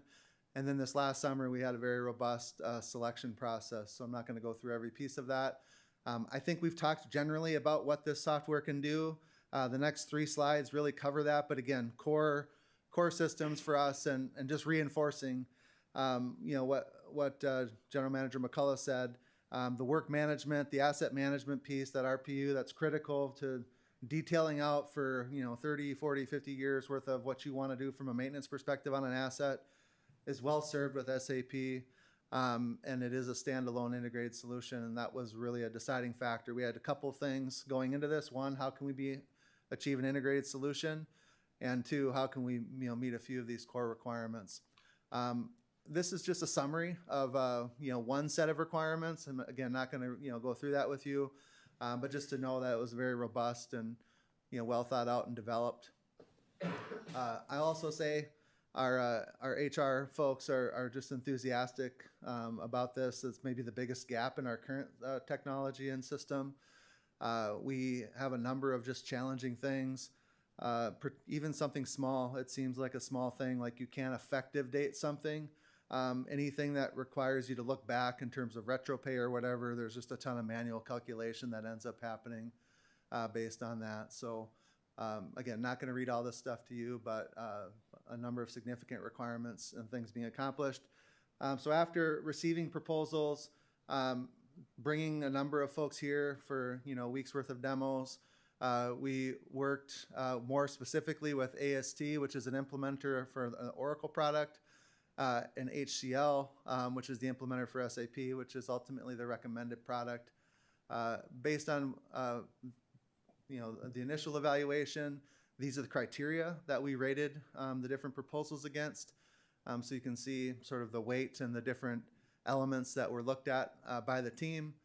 Of the core reviewers within this project, you can see that about 9 were oriented toward HCL, 4 AST, and there's a 2 that couldn't think about one or the other, so it was a tie. So we do have a core group of people that were thinking that this was the best option moving forward, and this is how that scoring broke out over the categories that you saw earlier. Recommendation again, moving forward with HCL and SAP and developing an agreement with them for the council and RPU board to review, and really just trying to find that alignment. And again, work management, just not to understate it, work and asset management for RPU just wasn't going to be effectively met with the AST and Oracle proposal. I think they could have met our requirements in many, many other areas, and terms of finance and HR and some of those other things, but that work management piece was really a kind of a key piece of the conversation. One vendor, one Rochester. So again, trying to bring all this under one roof. I'll go through all that. And I'm going to focus more on the 25% contingency scenario, just to give you sort of the outer edge of the financial conversation as opposed to walking through the 10%. I think we're having a fairly robust conversation at the staff level on what the right contingency amount is, and this would come forward to you with the recommendation on the final agreement. But as we've experienced, software projects can have escalation. You don't want to preordain or predestine that escalation, but at the same time, you want to be ready for it. We have notable examples with the city where we weren't prepared, and it ultimately ended up not meeting expectations. So we're trying to be thoughtful about that. Overall, the 2-year implementation costs for the city portion of this, so I'm not going to focus in on the RPU portion. The RPU board will have that conversation. That is estimated with a 25% contingency at $12.9 million. We have previously budgeted in the CIP $6.2 million, and so we have to cover this gap. And the gap is got a number of items there, some additional enterprise funds.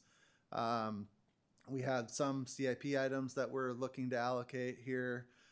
The bigger items are reprioritizing a portion of the 27 budget, so that'll be something we would have to take up next year and look for opportunities to streamline in that space, and then potentially looking at the use of reserves. And we'll have a better sense of where we're trending there in the next few months as far as, you know, how's the year end shaping up here? What's our general fund reserve situation looking like? Where are other reserve opportunities?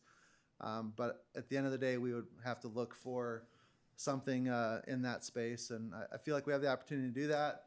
And then I think the question ultimately is, you know, this is not an if, but a when type of conversation. And so if we don't do it today, and we'll talk a little bit about that in a minute, like what happens if we decide not to proceed tonight, you know, we would have to, you know, ultimately sort of recalibrate. But this is a working recommendation on the finance. I'd also just say when you get into years 3, 4, and 5, you know, there are annual costs, you know, that you have with a product like this. So that's where software is going. It's software as a service, SaaS. I think you saw that term in our presentation. And there are annual costs, and we would be sort of fixing those here at about $1.4 million on average over those next 3 years. But that's what we could be expected to pay after our implementation and data conversion and all the things you'd expect that we have to do to get recreated in new software. So what happens if we don't do this? It's always, you know, a conversation. Every agenda item you have that opportunity to consider what happens if you don't do this. We have the opportunity to try to continue to navigate JDE to end of life to 2035. I would say you'd probably be needing to be revisiting this conversation in about 4 years. I don't think you can wait 6, but, you know, 4 to 6 years is what's, you know, in the presentation. You would have to be converted, you know, in that period of time. In the meantime, I think we feel like there are security challenges. We feel like there are support challenges that will incur during that time. But those are risks, you know, that we would have to take, you know, based on, you know, this option. And we would have to, you know, continue to live with and navigate our existing staffing inefficiencies. So, you know, we've been sort of delaying the need as we've grown in staffing and budget and process and, you know, all the things that go into managing a city, thinking, you know, with the idea that we're moving toward this. But at some point, you know, we can't continue to live with an inefficient system. We for sure, a driver on the city side, is the fact that Kronos, which is our timekeeping system, so everyone who enters their time cards into our system, that is end of life in 27. So we would, instead of having that served through the ERP system, we would have to, you know, go ahead and do the upgrade in Kronos or UKG, which is, you know, basically Kronos, which is what we have now. The team would spend 6 to 12 months doing that conversion. Your cost would be, you know, 120,000 plus or minus. So in the context of this, not super significant. And then we'd be paying about 400,000 in annual costs. Now, when we go back though, we have timekeeping in this ERP recommendation, whether we went with Oracle or SAP, you know, we either have to say, well, we're going to bolt on this system to the one you'd select in the future, or you'd have to redo all that work, you know, again. So that'd be something we'd have to manage. And again, security conversations, we probably missed the moment. If we don't do this now, we probably missed the moment where RPU has to make a decision on moving forward with SAP in terms of how it meets their work management needs. And we probably do something in the timekeeping space. And then we have a revisitation of this item in that 29, 30, you know, type of time frame. And I think we just continue to live in the system we have and hope it works as best we can. So with that, I'm here to answer questions. We have great teammates that are here to answer questions. I also want to acknowledge Lacey on the HR team and Brian in finance, who has also done just an amazing amount of work on this as well here too. So. Thank you, Mr. Parrish. Thank you, Mr. McCullough. I've got a couple questions basically on the kind of one, I mean, integration and across our systems is a great idea. Can you talk a little bit more about the efficiencies that you see, that you foresee for once the integration happens? And you didn't really talk about the timeline as far as like how long is it going to take if we make this decision to the training and but once we get to where our staff is up on it and RPU staff is integrated with us, what are the efficiencies and synergies that you expect for us to see as we move forward with this? And then what are some of the hurdles that you may expect, given that there are two systems now? Yeah, Council President, I think that's a great question. So from a timing perspective, if we start the conversion in January, February of next year, we would need to be converted, at least in part, into 27, particularly with the payroll elements, given our timekeeping situation. So generally speaking, it's a couple of year conversion for both entities, and given RPU's experience with SAP, they would be kind of leading, and then we would come next. But so we can give you more information on schedule, but it's roughly that time frame. I think from an efficiency perspective, I think this question was sort of asked, but earlier, but I don't know that you're going to see like dollar efficiencies necessarily, right? I mean, I think you're going to see a lot of productivity enhancement.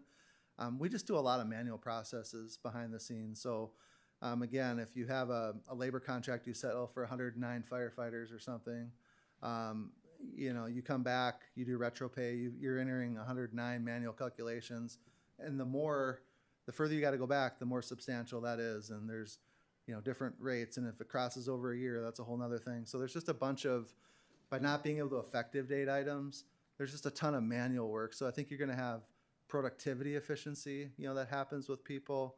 I think with the asset management systems, you have the better ability to maintain and steward your resources. So, hopefully you're not surprised, by items, and, that preventative maintenance pays off in the long term. I think we're looking to have that application in play with our fleet as well. So I think certainly being better stewards, I think, it can be more cost efficient in the long view. If the team has any other items, feel free to come on up, guys, and add in. I'll just speak to a couple efficiencies that we expect on the RPU side of this as well. The people are the core of our city business. They're also the core of the RPU business, and that is one of the key efficiencies since the HR processes are run in the JD Edwards system. We have to fully duplicate all of those in the SAP system because people are the core of what we do. So we're going to gain incredible efficiencies on the human capital side of this. We actually run a human capital module in SAP today, but it's only for a small piece of what we do because we run with the city on everything else. So pulling those together will eliminate a lot of the manual processes, a lot of the forms. We're still doing a lot of things on paper because of the two systems not integrated together today. It allows us to bring all of that under one roof together. Councilmember Wall. Thank you. Can we necessarily assume that in 5 years it will be more expensive with the highly volatile area of electronic software, AI, possibilities of efficiencies that would actually reduce cost? I have yet to ever see the costs go down. Oh, you have in computers. Yeah, and hardware. I mean, I guess historically I have not seen the software costs go down. Mm-hmm. I like your thinking. I think it would be great. I couldn't project to you that that's Sure. going to happen. Yeah, I just don't necessarily want to think that it's going to go up without at least questioning where we might be in 5 years. If we made a change now, when do you think the next council would face some of the same decisions if it's been 25 years since we did the last major change? Yeah, I mean, we've talked about this internally. I mean, you're making it, let's say a 15-year decision. Some people would say 10, some people would say 20. But if you're making this kind of upfront implementation adjustment and converting all your data, I mean, I think you're in a 10 to 15-year window for sure. But Mark, do you have any other perspective? Is that on point or? Yes. Mark Mack, it's my actual name. So I'm with the Government Finance Officers Association, and I sit in the Research and Consulting Center. And we actually do research in addition to obviously coming out and kind of helping cities out directly. And so one of the things that we actually look pretty closely at is the time horizon for these types of systems. And so it's about a 20-year investment, 15 to 20-year investment. I think the benefit of the SaaS model or the software as a service is it's an evergreen model. So in the past, when the server was in the basement of City Hall, right, it was physical infrastructure, hardware in your basement on site. And so you had to maintain that. So you had to hire a database administrator, a bunch of physical, human beings to kind of keep that going. Christmas Eve, somebody has to be there, make sure the server is cool or warm or whatever the case may be. So there's a lot of sort of additional costs that set outside of the actual software and the hardware. In a software as a service model, it's a subscription. So it would be akin to Netflix, right? Where the videos are up, they're available. I log in, I have access to the entire subscription as long as I pay that subscription fee. And so the benefit of that is that as software changes, and it changes so fast, the city is no longer challenged in trying to be essentially a software firm to keep up with all the changes. The software company is now said, we'll take on that responsibility. We'll make sure you're up to date. You have the latest, the greatest artificial intelligence, whatever the case may be, whatever the cutting edge technology is, they're going to sort of maintain that software stack for the city and make sure you all have access to it through the subscription model. Thank you. I have one more question. I've been a part of two major transfers of data from one system to another in the past 20 years, and both were miserable, which required a great deal more physical work by people than we anticipated. That leads to the question, are we getting any kind of guarantee from the chosen providers that will assist in data transfer so that we don't have city employees on Christmas Eve typing in something or other to ensure that we're going to meet the next year's challenges? Yeah, Councilmember Wall, that's a great question. So I would say on two fronts. We have the implementing team is assigned a number of folks, I think over 100 potential people working on this conversion. I'd also say we have planned within the numbers you're seeing, the implementation numbers you're seeing, some ability to backfill for the teammates that are going to have to be more point on developing the processes in the new system and making sure they work for Rochester. So there is some of that embedded into the peaking point of this project. And then I don't know if there's other comments. Carl or Mark?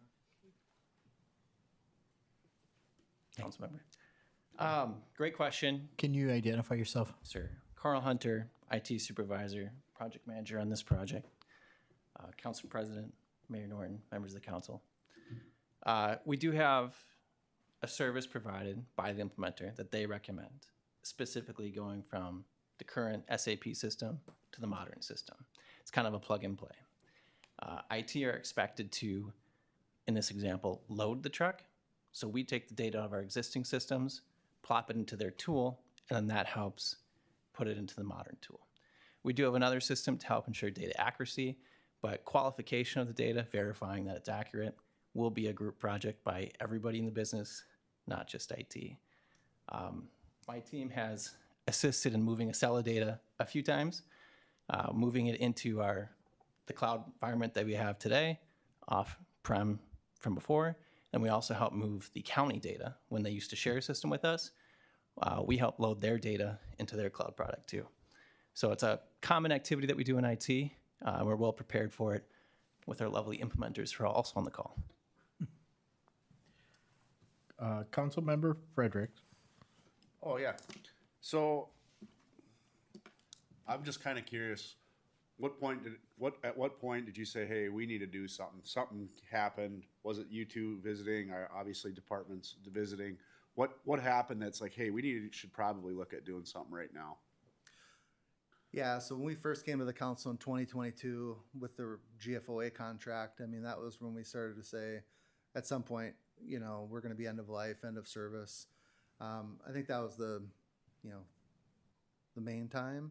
I'd say for some teammates' perspective, 10 years before that, just because it wasn't meeting their needs. And then, of course, we have some other teammates that are just real happy in the current system.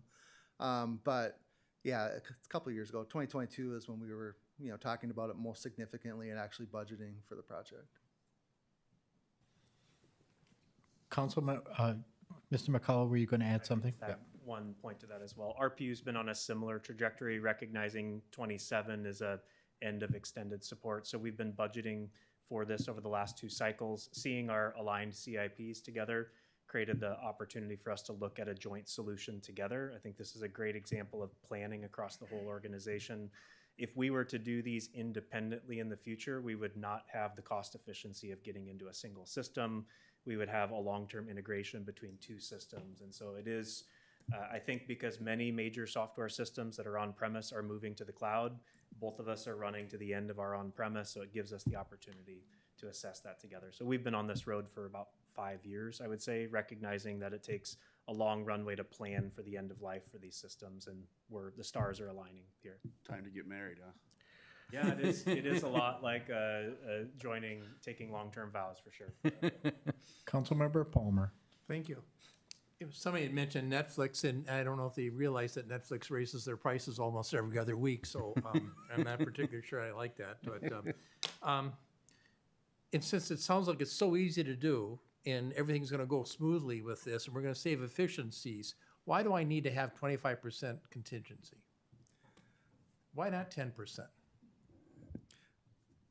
Yeah, I mean, obviously, you know, we're trying to plan for the best and the worst all at the same time, right? I mean, we're going to try to deliver the best, but you know, we are still at a point where we're negotiating the contract. You're still at a point where, you know, you think you've understood the level of data conversion per Councilmember Wall's comment, but you know, there's still due diligence to be done here. So I think we're just trying to manage expectations. The council, you know, has obviously expressed a strong desire for us to be on budget for these projects. So we're not trying to undersell you here either in terms of what the potential costs might be. I think that was a driving factor for us as well. But I mean, to undersell, if you just have a 25% contingency, then what the heck? I mean, if you have 10%, it holds them. If I go to the mechanic and say to them, you know, I'm willing to spend this, but you know, I can spend another 25%. Guess what they do? I have no idea how that works. Really? No, Okay. Let me explain it to you. I would just say, to put it in construction terms here, I mean, we're at 20% design. And so having a 25% contingency at 25% design isn't probably unrealistic. Well, I prefer a 10. So I was one of the fortunate people that worked with the Acela program when it first started. So that was a long time ago. How'd that go for you? Yeah, not well at all. And so part of the problem you learn on that is that you have systems.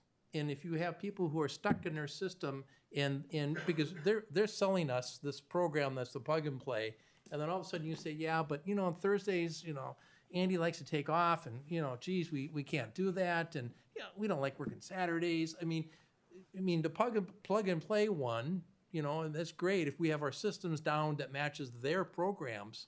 And like Mr. Wall, I've gone through hell with some of these software conversions that just, you know, it's longer, it's more expensive, and, you know, it doesn't do what we really wanted it to do.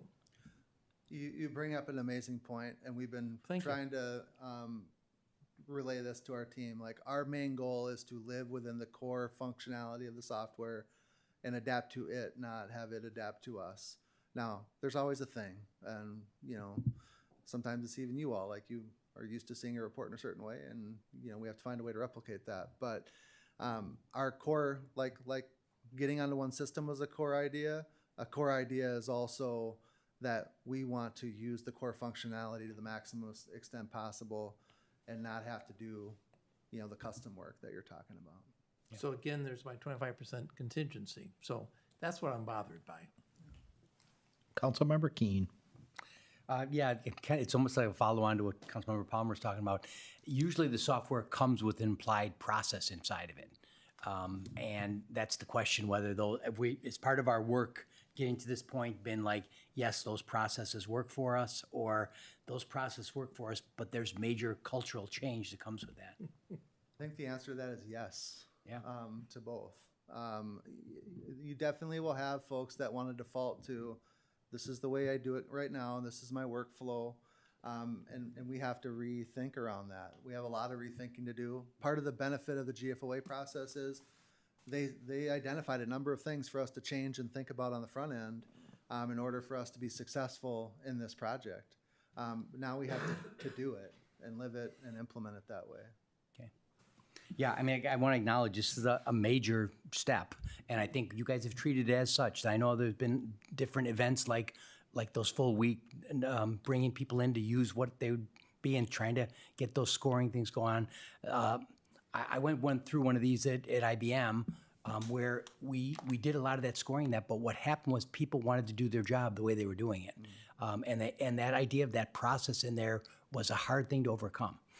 I've watched it too at the Mayo Clinic now in the last, I'm amazed how well the Mayo Clinic's done going to Epic, because that was a major, not new software, it was a cultural change to how they were doing their business. And done well, we'll get these benefits. Done poorly, and there'll be a lot of upset professionals, but planners, and then also, the ones I work about is the operational people. So hopefully we've done our due diligence up front. Yeah, and I would also just stack onto that and say SAP, one of the distinctives that they also had is, we did ask for how are you going to support change management? Because a lot of this it's software, but it is change management and working with people. Yeah. And I think they had a very robust and well thought out approach to that as well. Good to hear. Go ahead. Oh, do you have one more question? I thought I had one more just on the, when I see the word enterprise resource planning, I think of it as planning and budgeting, those sort of more executive functions. But I think I'm hearing that this is also our operations software to a great extent. This is how we it's not just our professional or our finance people doing budget. It's our payroll people. It's our the finance techs in RPU. It's everybody using these things. Yes. Councilmember Miller. I guess to a question that's come up in a variety of ways, how do we trust the implementer? Can you talk a little bit more about not just the product, but who is implementing it, who we're working with, and their experience? I know it's partly in the supplemental, but I feel like this gets to the points that both Councilmember Palmer and Councilmember Keene are raising. Yeah, I'll preface it, and then I'm gonna invite Carl and Mark up to talk it through a little bit more. But part of the process also is sort of a deep evaluation of the implementer and the software. And I mean, from one positive perspective, we have a great sort of reference in the fact that RPU is currently using a different version of the same product, right? And so, they've got that to think about. We again have had the opportunity to learn more. We spent a week, with the software provider and the implementer, trying to understand their methodology and approach and how they, are going to best support us in this transition. So I think from that perspective, there's a lot of due diligence that we've done, but I'd like to maybe hear from these folks to go a little bit deeper on that. One of the main reasons is when we check references, and that's a deep part. Trying to compare someone to this project where you have a city and a utility coming together is kind of unique. So the part that made us trust a lot with HCL, and that's the whole selection committee, is they brought in a reference of Tacoma, Washington, and they're a joint city of about our size with utility that does the same scope of work that our utility does. And so we got to talk directly with them, with their project, and their implementation team is who we met with, and they'll be joining our project if selected. And a follow-up question, how long ago was Tacoma's implementation of SAP? I believe they go live. Oh, so there's I'm going to do a phone a friend. David, you want to take that one? Yes, sir. My name is David Kwong. I'm with HCL. So the first time the city and the RP and the utility went live about 8 years ago. And currently, we are upgrading the city of Tacoma to the latest S4, and we are going live exactly 30 days from now. Thank you. For the upgrade. Thank you. Councilmember Fredericks. Wall and Miller are doing a good job of getting my questions answered. We're good. Councilmember Keene. I'd like to make a motion. Go ahead. That adopt a resolution authorizing the finalization of the agreement for future city council approval with SAP and HCL for enterprise resource software. Second. Moved by Councilmember Keene and seconded by Councilmember Miller. Councilmember Keene, any more to add? Yeah, just again, for those listening again on some of the questions about the financials and all that, those are coming in the future. We're not making those decisions tonight. We're moved, I think that analogy of we're 20% done and we've got more to go, and we'll see where those things come out. But I mean, if you go through our request for council action and look at the financials on this, this is a pretty major step, and those are the upfront things that we're committing ourselves to with software as a service. Is it becomes an ongoing expense. Councilmember Miller, anything to add? I guess I'd just add, I mean, thinking about the long term of the city, it feels like this decision needs to happen at some point, that there is a need for integration, and not taking action on this opportunity feels like we push that on disjointed timelines well into the future to become the problem of future council, future administrations. And I don't want to do that to whoever comes after us. And so I think it's an opportunity that is unique to this timing. So I know there's still much to be gained, but I see the utility in moving forward. Mayor Norton.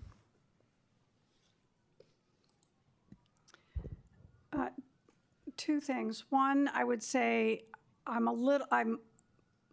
was shocked actually to find the price was twice what we had expected.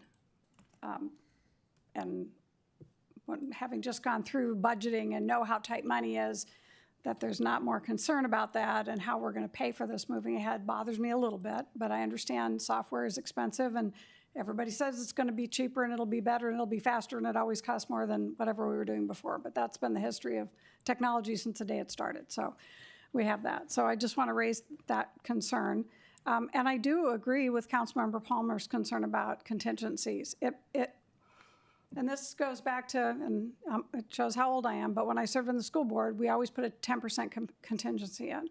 And when we raise it to 20, we're spending more money on all of our projects. That's just a fact. I would like us to do a better job being true to what the project actually costs and putting in that 10% buffer, and not putting in 20, assuming that we're going to go over budget and spending it. So it's philosophical more than anything else, but I think it is causing us to have projects that can run more than we want them to, just because the money's been budgeted and they have a place to come get it.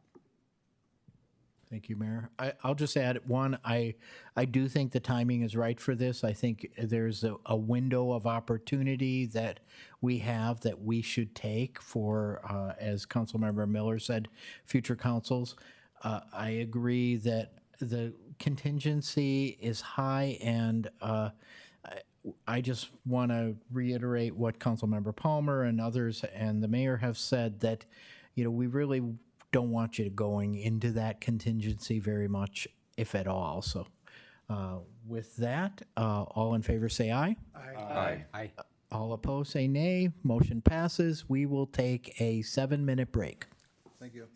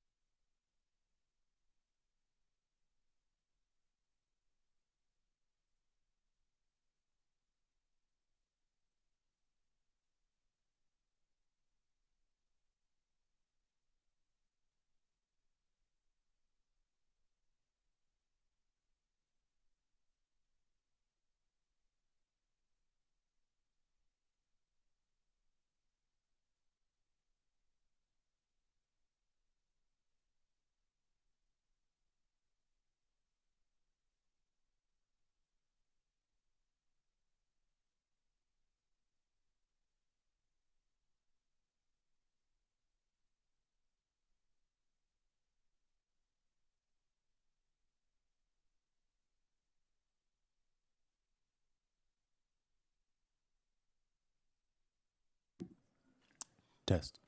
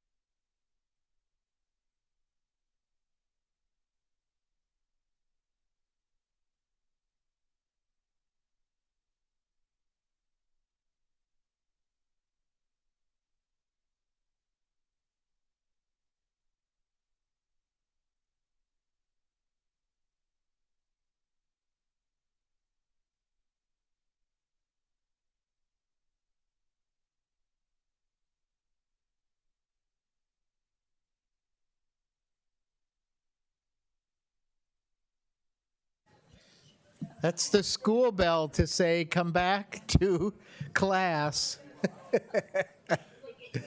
That might be a new thing, huh? Okay. Maybe we should try 10 minutes. Yeah, next. All right, we're going to get everybody here. What's that? I didn't do that. It just happened. All right, we're going to move on to item H4, which is applications to the Mayor's Alliance Action Fund to End Child Hunger and to the U.S. Conference of Mayors Healthy and Sustainable Communities Grant. Mayor Norton? Thank you. We've applied for one of these grants twice before we had the policy of all grants needing to come through the council. So this is kind of came upon us, and I said, oops, you need to get this before the council. So we did quickly. The deadlines are within the next week or so for both of these. The other one is new this year. We passed, and that's the Mayor's Alliance to End Childhood Hunger. grant. That is new this year, and we passed the round 1, and we're allowed to go to round 2 for the application. So we would like to submit applications to both of these. There's no city funds or staff utilized for either. The one for to end childhood hunger is to close a gap that I've been working with a couple nonprofits to do for the last 2 years already. We want to extend it to all 5 community schools this year, and that's with the Southeast Minnesota Food Rescue group. So Lisa Schutz with April Suter are working on that grant for the community. And the second one for the U.S. Conference of Mayors Healthy and Sustainable Communities grant is the Village Co-op is working to move their Tuesday farmers market that is currently behind the History Center to another public place in town and expand those cultural food markets. So those are the 2 grants. And I hope I have your approval. Thank you, Mayor. Any questions? Councilmember Wall. Mayor, are these highly competitive grants, and are we more likely to receive them because of your experience with them? I wish I could say yes. They are competitive. Yes, they are competitive, but they have a finite number because it's the U.S. Conference of Mayors. So those are cities with mayors over 30,000, which is not as many as you would think, 1,000 or whatever. And so it's whoever applies for the grants. I've applied a couple times. We haven't won. We've done different variety of things. So maybe it's our turn on that one. The other one is brand new, and it is a relatively small group of people that belong to this group. So they're going to give out 12 grants. There could be more than 12 applicants, of course, but it is. I made it through the first round with my concept, and now we're applying for the grant, and we'll just give it our best. But it will, as you know, if you're watching the news at all, that SNAP and the food banks and WIC are all under fire right now, and in fact, we had an emergency meeting today about it with some of the nonprofits in town. And so it feels good to be able to be trying to bring some funding in to help close some of those gaps for our folks that are food insecure. Thank you. Councilmember Keen. Yeah, I want to ask either our Director of Finance, Mr. Anderson, or our City Administrator. I mean, I want to be able to support these, but I want to also make sure we have the wherewithal to correctly accept them if we are granted, and we have ways of keeping track of them. Is this kind of a known thing, or is this something that we could do incorrectly? Council President, Councilmember Keen, I believe what we've done in the past, depending on the size of the grant, so for one of them, it's less than 50,000, you would do a micro contract with that entity, making sure that they're responsible for whatever the reporting requirements are and whatever the grant requirements are. And also the public purpose test. I mean, although there wouldn't be city funds going towards us, as Mayor Norton mentioned, it's a fairly simple process. It's similar, it would be kind of a similar agreement to what happened when the city council authorized some funding for the school district. It's just an agreement that sort of binds them to meet those requirements. And so for the larger one, it probably, if you got if you got 200,000, it would probably be coming back to the city council for authorization for whatever that agreement would be. Administrator Zelms, is your mic on? It is. Oh, I think maybe you're not close enough. I was We're not- whispering. Yeah, we're not hearing it on this side of the table. I don't know. Is that better? Yes. Okay, I thought we could be farther away, but I guess that's not true. So we would do some sort of a service agreement with whatever entity was able to, if either of these grants were successful, which would either go through a micro-contact process if it's 50,000 or less, or it would come to the city council on a future consent agenda. Very good. So again, staff would not only support, but would have the process in place if these came through. That's what I was looking for. Thank you. Is there a motion on this item? Yeah, I'll make a two-part motion. One, approving an application to the Mayor's Alliance Action Fund to end child hunger and provide healthy snacks to 4 community schools. And part 2, approving an application to the U.S. Conference of Mayors Healthy and Sustainable Communities grant to improve the environment and health and wellness for the nation's children, families, and neighborhoods and cities in the range of $50,000 up to $250,000. Second. Moved by Councilmember Keen, seconded by Councilmember Doring. Anything more to add, Councilmember? Yeah, the worry I have with things like this is that we don't have the structure to accept them. So I feel better knowing that there's like examples of how we would do this and how they would come to bear in our community. And I commend the mayor and her mayor's office for like looking for these things and being connected enough to have a chance for our community to be able to get these funds. All in favor, say aye. Aye. Any opposed, say nay. Motion passes. Moving on to H5, former F4, which is our 2026 City Council calendar.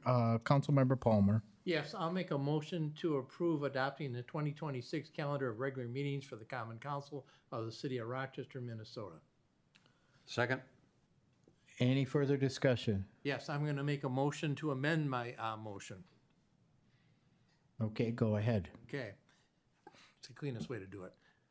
Number one, not everybody looks at our calendar and plans, and some people expect us not to be working on the 5th Monday of a month.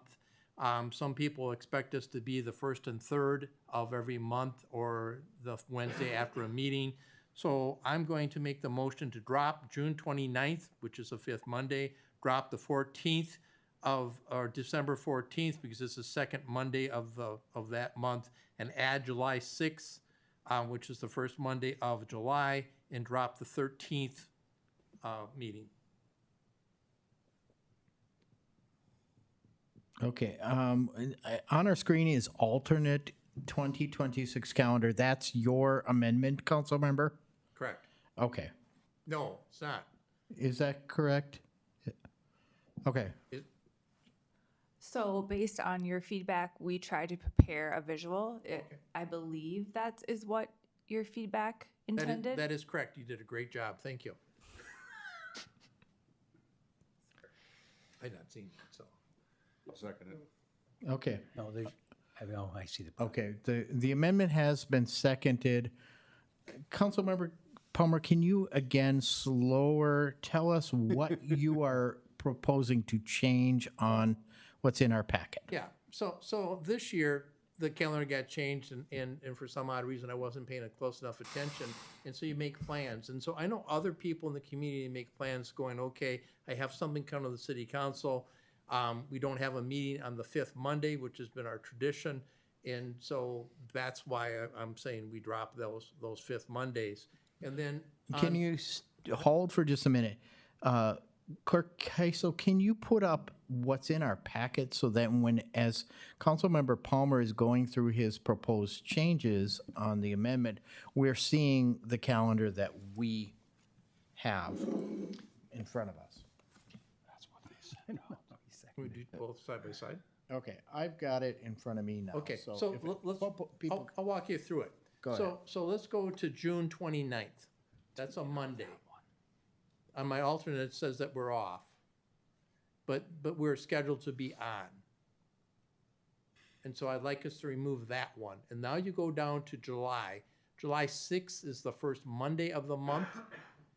We're at the 13th, and then we have the 20th. And so I think the 13th is the second Monday. So let's do the 6th Monday of July, which is the first Monday of the month. No, this said it. Okay. Let him finish. Right. What is that? That's it. Okay. Yeah. All right. Now we have Councilmember Miller. So my question is, are you proposing eliminating or changing any of the regular council meetings or just removing study sessions? Study sessions, and then the July 6th one, adding that as our regular meeting and dropping the 13th of July. Okay. Councilmember, may I ask a question? Go ahead, Administrator Zell. Would you drop the 13th, or would you make that a study session? I'd make that a study session. That's our regular schedule. That's why I'm. So as you look at this calendar that they have up there now, that reflects what my intention is on my motion. Okay, I'm just going to, I'm not going to address all of it. Well, maybe I will. Okay, my concern is primarily July 6th, which is the Monday after a holiday.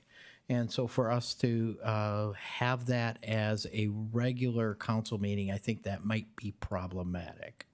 And then I guess I don't have a lot of concerns with the others, although I guess in a general sense that I think it's easier to, if we have it scheduled as a study session and we don't need it, to cancel it, as opposed to if we do have, I mean, I know we have a backup of a lot of items and issues that come before us on study sessions, and they do seem to be packed, that that it's easier to, if we don't have that, to free it up than it is to say, hey, we need to add another study session. So with that, I think Councilmember Miller had his hand up. Sure. I guess also have the concern with the alternate that we would only have one meeting in December.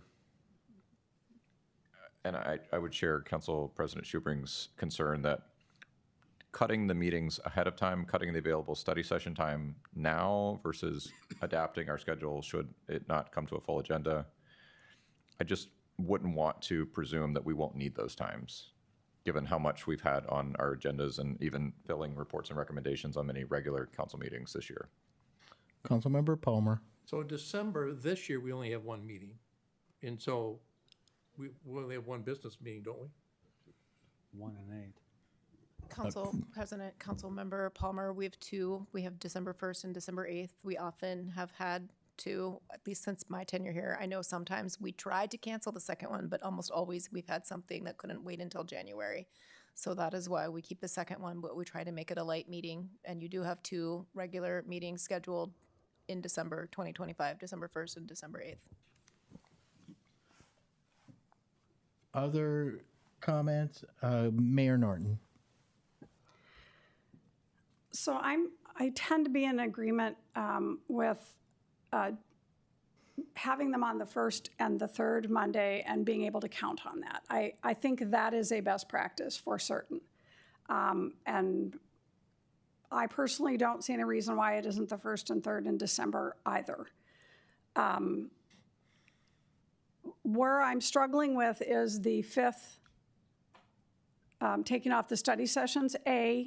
When I first became mayor, we had study sessions every Wednesday, even on days we had meetings in the evening. We went from 3 to 5 and we took a dinner break, and then we came back at 6 or 7, I think then, and went until midnight, whatever, too often. And so we're down to 2, and it makes me very nervous to drop the other one, because we have people come to us saying, I'd like to present to the council, or when can I speak to the council? And we're like, well, you can come for 2 minutes at the beginning of the meeting, or if it's a board and commission, or if it's someone who has a longer report that's maybe not a staff member, but that's a community member that wants to share something, we don't have enough days to do it because we have had very full study sessions. And so I prefer the option of keeping that study session on the 5th and getting rid of it if we don't need it, rather than not having it there and having to then try to get people who weren't planning on being in town to a meeting. The other point that I'll make is you can see it in September, it used to be practice that if the first Monday, and I'm thinking of July when someone is wanting to have a long weekend there, I'm fine with the 6th personally, but if other people have long holidays, we typically would move it to the Wednesday. That the rule was the council had the chambers on Mondays and Wednesdays, and if for some reason you couldn't meet on a Monday or you had to call a special meeting, you had the council chambers on Wednesday. That was our time. Tuesday and Thursday are for the county to use these chambers primarily. So I guess I'm saying a couple of things here. First and third, yes. If you can't do the first and it can move to the Wednesday, that would be a better option than moving it down to a study session day and keeping our study sessions days the 2nd, 4th, and 5th, and canceling the 5th if we have no meeting. Councilmember Fredericks. Thank you. I rush to second and support Councilmember Palmer because I like consistency. And I agree, the community expects us to have a council meeting on the 1st and the 3rd Monday of each month. I like to stay as close to that as possible, obviously with the caveat of If it's a holiday, we move to a Wednesday. I don't see any reasons when something lands close to a holiday, it's not a holiday. We can meet on a Monday if Christmas lands on Saturday or 4th of July lands on a Saturday or a Sunday even for that matter. We took an obligation to represent our community, stay consistent, be transparent, all those things. We're not, we're asked to do a study session the second and the fourth Monday. Same thing. I think we should stay consistent to that. And I do like the idea of the fifth one being open because it's just a couple reprieves we get during the year to maybe do something with our family, what have you. A little bit selfishly, I have Mondays off, so it's kind of nice to have a day off. So, but I do like to stay consistent, and we took an obligation to do this job and to do it well, and I think a big part of that is staying consistent with our times. Councilmember Wall. Thank you. I evaluated the calendar, and there are almost always 4 fifth Mondays in a year, Yep. except when the first of it's like January 1 or something, then there could be 5 possibly. So I wondered why the 29th of June was identified as a possible study session when August 31st and November 30th were not identified as possible study sessions. Who's going to take that? I can answer that. So when we were looking at making possibly July 4th weekend, a longer weekend, and then you would have had off that week of July 6th. So we didn't want to eliminate a study session, so I see. We moved July 13th as a regular meeting, and then we pushed the study session back a week to the June 29th. So it would have kept the same amount of meetings for the year, it just kind of shifted them around. Okay, I see that. Councilmember Palmer. Yeah, I'll amend my motion to add December 21st as the second meeting of December.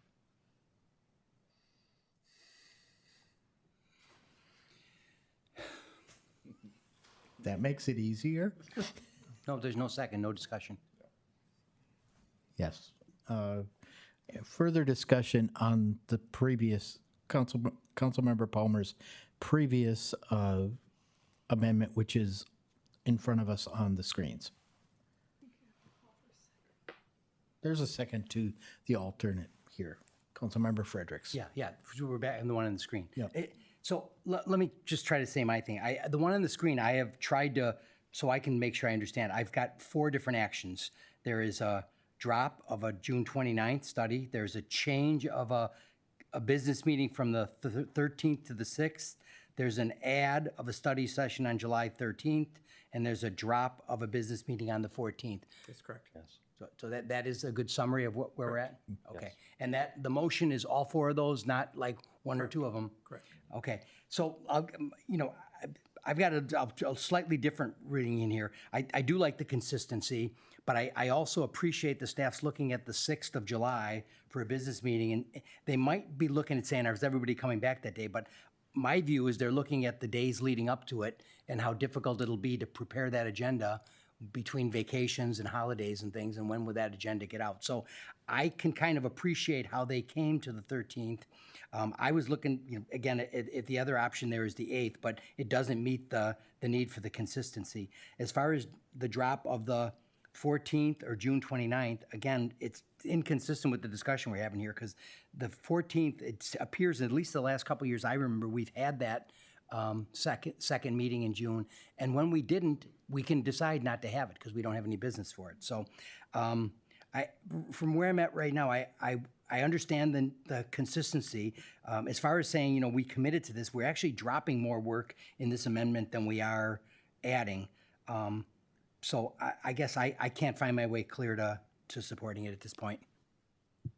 Clerk Kaso, could you take the roll on the amendment? Council President Schubring, may I just mention one thing? Go ahead, Mr. Carlson. I would just mention in regards to the July 6th, because I'm the lawyer in the room, I'm reading what the charter says. And it does say that one regular meeting of the Common Council shall be held on the first Monday of each calendar month. So I just wanted to provide that input. Thank you. I read that also, but. Okay, all right. Are we ready to Yes. vote on the amendment? Councilmember Keen, Nay. Councilmember Miller, Nay. Councilmember Wall, I'd like to pick and choose. We'll have that But opportunity after this vote. I guess I will say aye. Councilmember Fredericks, Aye. Councilmember Palmer, Aye. Councilmember Doring, Nay. Council President Schubring. Nay. So we're back to the original calendar that Clerk Kasel put on our packet. Are there any, Mayor Norton? I'm wondering if, I'm not sure of the timing, if there's a rush on getting this done, but given the discussion here, because as some of us were saying, I think I heard 2 or 3 different people saying some of the changes made sense and some of them didn't. If there would be any interest in entertaining more time to consider the input that you heard here before just approving it this evening. Councilmember Palmer?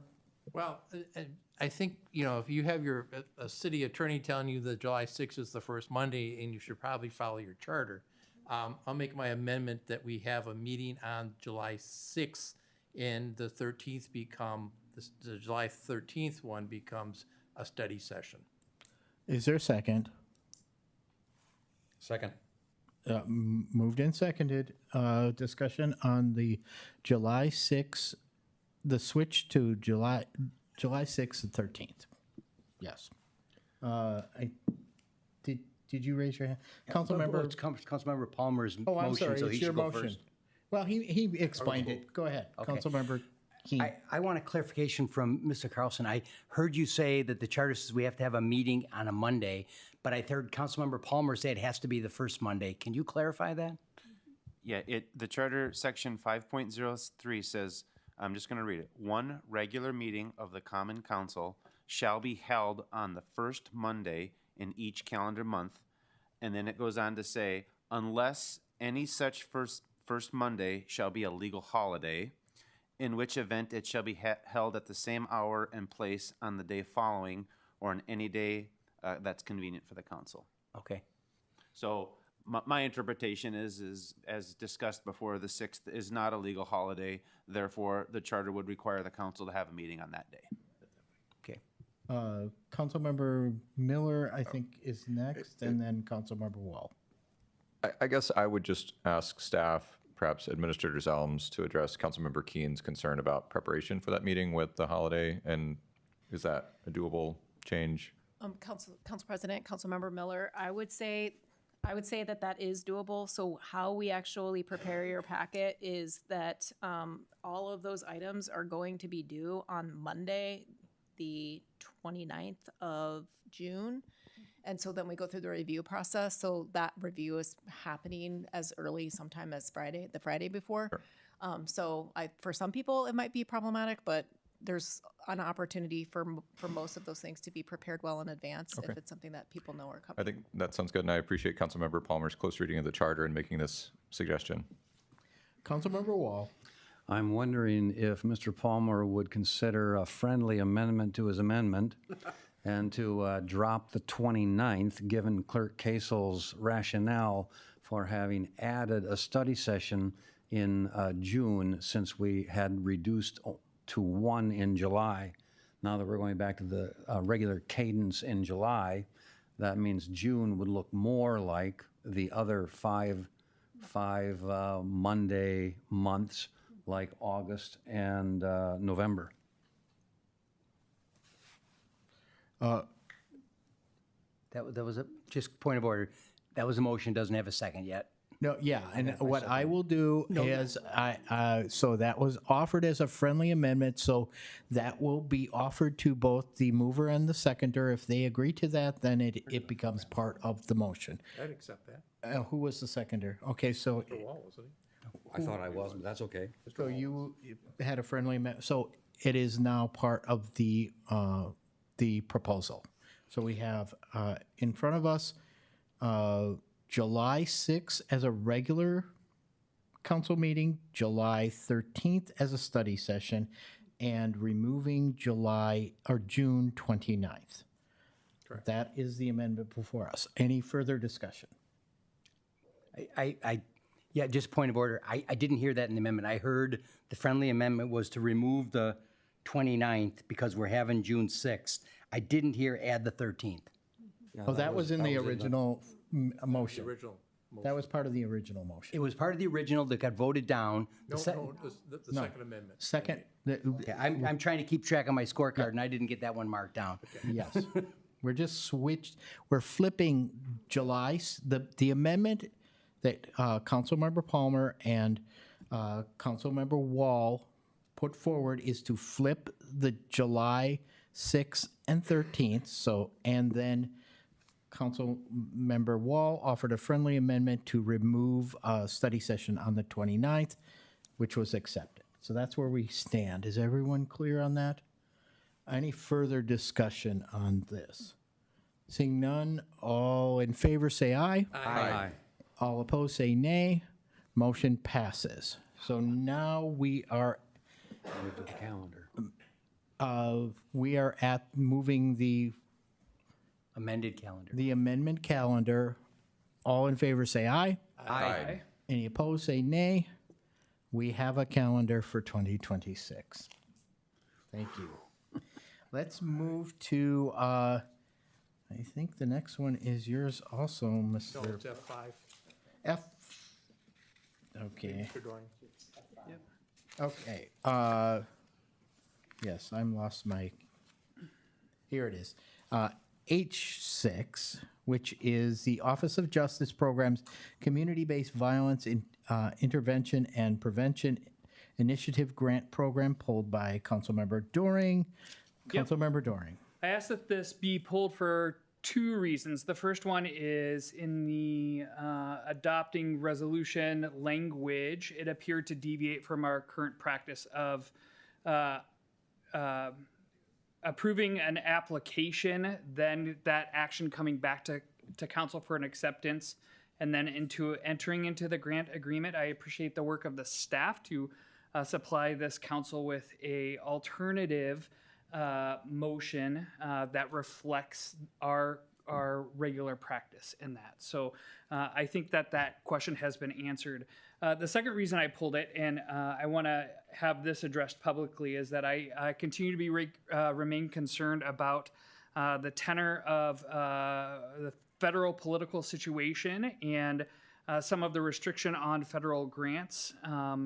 And how some federal grants target marginalized communities in this country. And I was concerned about looking at the language for this particular grant and whether it aligned with our diversity, equity, and inclusion commitment statement and with the Minnesota Human Rights Act, especially in regards to transgendered individuals. I did some research and read a memorandum that appeared that it would not align with our current adopted city policies. So sent that memorandum on to city administration as well as our city attorney's office for explanations of why my reading might be incorrect. And I wanted to offer them a opportunity to share that rationale publicly. So members of the transgendered community could continue to feel like Rochester is a welcome place for them to reside. Attorney Carlson, are you going to take this one? Sure, I can start off here. So, Councilmember Doring, if it's okay, I'll just read the response that we provided to you so that the entire council has it. I would just point out that the city is not involved in any of the actual regulatory activities that seem to be addressed by the language of the Bondi Statement. The city does not regulate the use of restrooms in any way that would be reasonably viewed as violating the memo. Lastly, the statement of the Bondi language, referenced below, states that jurisdictions should affirm sex-based boundaries. This language does not require the city to take any action or regulation or pronouncement that could be viewed as contrary to the Minnesota Human Rights Act or the council's inclusion commitment. At the end of the day, our position would be that the city organization does not engage in any regulation that would constitute a violation of the Bondi memo. Thank you. Councilmember Doring, you mentioned the first part that do you want to make an amended version of the item that? Yeah, I plan to not support this item, so I am not willing to make that motion. Okay, Councilmember Keen. Yeah, I would like to make a motion adopting a resolution authorizing the Rochester Police Department to apply for, accept, and enter into grant agreement with the United States Department of Justice, Office of Justice Programs, Bureau of Justice Assistance for a fiscal year 2025 Office of Justice Programs Community-Based Violence Intervention and Prevention Initiative. Moved by Councilmember Keen. Is there a second? Second. Seconded by Councilmember Fredericks. Go ahead, Councilmember Keen. Yeah, I appreciate the risks that we could potentially be taking on with some of these federal things right now. But I've had some of these things earlier in the year, and I find that, again, the way we do business in the city of Rochester, we're not in violation of these sort of orders. And based on that, I think these sort of funding opportunities are something I appreciate that our police department goes after. I'm going to offer a amendment to this to the point that Councilmember Doring mentioned up front, which was, I think we have an added protection if we allow the police department to apply for the grant, and then, as we do with many other grants, that once if we are awarded that grant, that it comes back to us, and then we are able to see the contract itself and be reassured that it aligns with our missions when it comes to ensuring that all members of our community are protected. I second that. Motion made by Council Member Schubring and seconded by Council Member Palmer. Any further discussion? Council Member Miller. I feel comfortable supporting the motion as amended as well. And I guess just for our PD folks in the audience, I am curious about ongoing cost implications should we receive this grant, particularly for the UAVs and docking stations and license plate readers, because while software is a component we can turn on and off, it feels like those are fixed costs of installing them, and then we'll have ongoing costs that would likely continue beyond the grant period. So I'd love more information should this grant be awarded to us and then brought back for review. So I would be happy to support the amendment. Councilmember Keen. Yeah, I'm trying to write these things down here, and I'm not keeping up. I did not think your statement was in the form of an amendment. It was a concept that we should make sure we bring it back. Can someone restate this as an amendment that would strike, accept, and enter into? Do you want me to restate it, Councilmember, or yeah, that would be, Kaisel, did you get the verbiage? It's on there. Oh, there we go. We believe that you were referencing the amended resolution. So the language here would be authorization to apply for a grant with the U.S. Department of Justice, Office of Justice Programs, Bureau of Justice Assistance for the 2025 Office of Justice Programs Community-Based Violence Intervention and Prevention Initiative. Not accept Just and enter into. apply. Just apply is a part of the resolution. Okay. It's there. Got it, Councilmember? When you say it's there, tell me. I heard you make a statement. Okay, let me clarify my statement. My statement was that, like we do with a lot of grants, that we will apply for it, and then if and when we are awarded the grant, RPD will come back to us, and then we will see the contract, and then we will then make that decision to approve it. Very good. Now, what your amendment was is take out the accept and enter into the grant agreements. Yeah, exactly. That perfect. Mayor Norton. Yeah, I think this is a great way to move ahead with this, and I understand the concerns there. I've raised these questions on past federal grants, and I just want to remind the body, and I know it's uncomfortable to talk about, but the fact is, every federal grant that we take, these rules apply to, and we have been assured time and again by our legal counsel that we are doing nothing in the city of Rochester that violates the law. I will say, I think it's wise for us to re-examine because the law continues to change daily. And at some point, should it change to the point that the grant language comes back and is not acceptable, it is our job as elected officials and our staff to make recommendations to use caution when we sign off on those things. But it's not just this grant. It is really uncomfortable to talk about this, but it is every grant, and it's hundreds of millions of dollars that would be affected should the federal government continue to take actions that move us in a direction that we're not comfortable with. I'm comfortable knowing that our legal counsel is giving us the thumbs up that we are on the right track and doing the right thing in the city of Rochester at this time. So, Councilmember Doring. Yeah, thank you for those words, Mayor Norton. I appreciate that, and I will not be supporting this resolution, and it's not a statement about the Rochester Police Department at all. It is more out of concern for the many constituents who are members of the LGBTQIA+ community, especially those who are transgendered, who continue to call me and say they are frightened about oversteps. And I assured them through conversations over the course of the past week that I would be looking out for their best interests. So I don't view participating in this particular grant application process as being in their best interests. So I'm going to not be voting for this resolution. So on the table is the amendment to the resolution, which is to have allow application, and then if awarded, it will come back to us. All in favor, say aye. Aye. Opposed, say nay. Nay. Passes 6-1. We're to the original motion by Councilmember Keene. Any further discussion? All in favor, say aye. Aye. Opposed, say nay. Nay.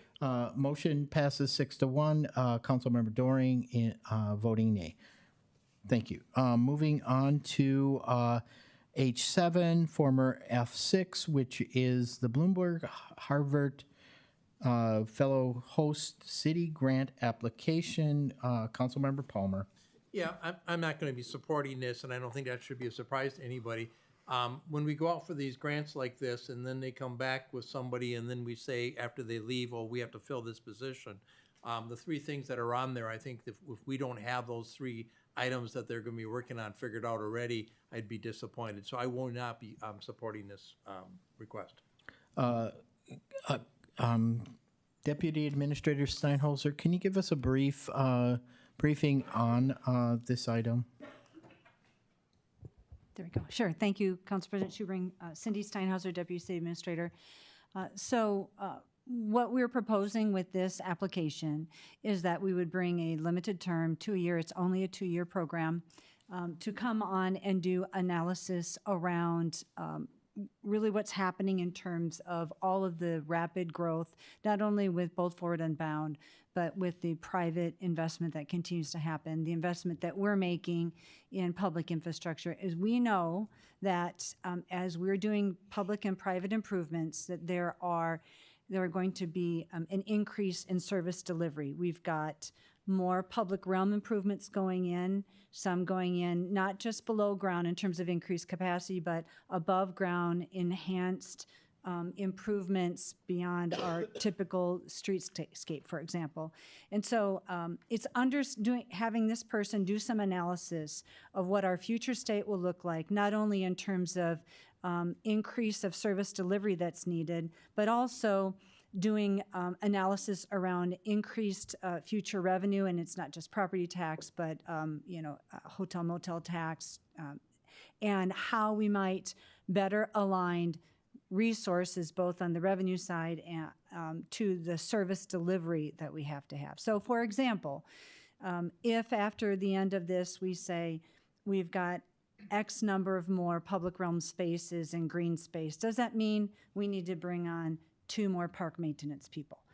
And what would that look like? What's the revenue to support the growth that's happening in Rochester? So this person is to help us understand. If you recall from City Administrator Zelm's budget message and many messages, while we have grown in service areas somewhere between 17 and 200%, staffing models have grown like 11%, I think it is. It's 17%. So if you can visualize that graphic, that's the analysis that we're doing. What does it mean in terms of a future state of resources that would be coming as a result of this growth, and what's the service delivery to that needs to be sustained to reflect that growth?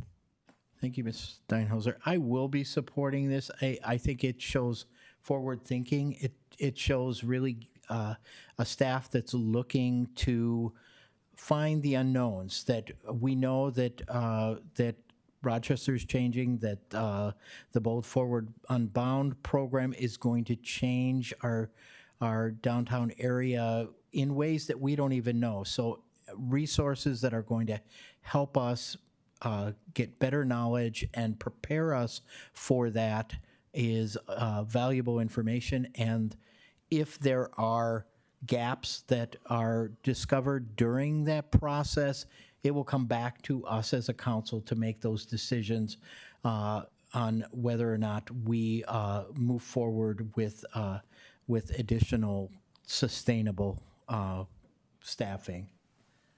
Councilmember Wall. Thank you.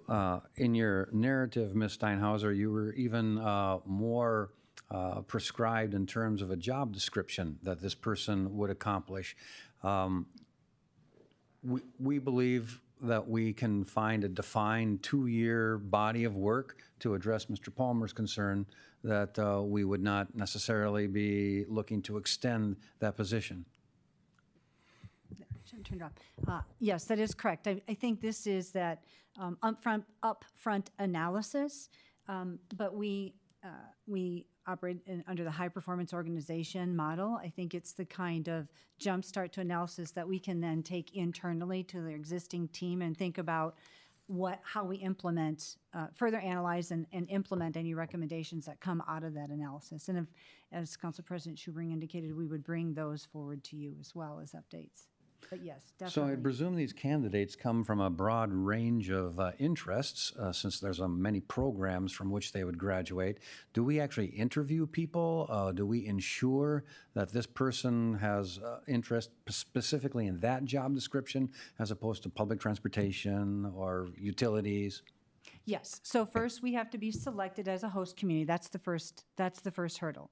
Once we are selected as a host community, then it's a co-interview process, right?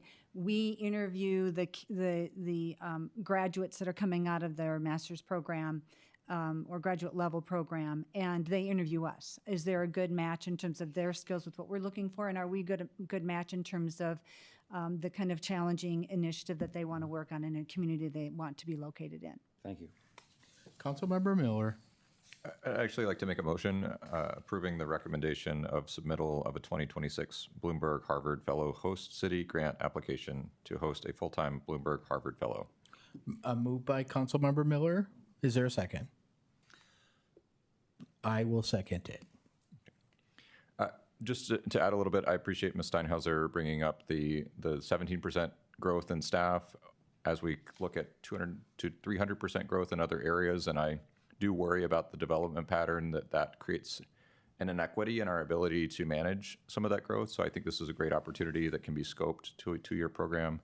Personally, I was impressed with Mr. Metz coming in and as a former participant in this program for a different area and what he was able to bring forward in 2 years that did not turn into a full-time position replacement for him.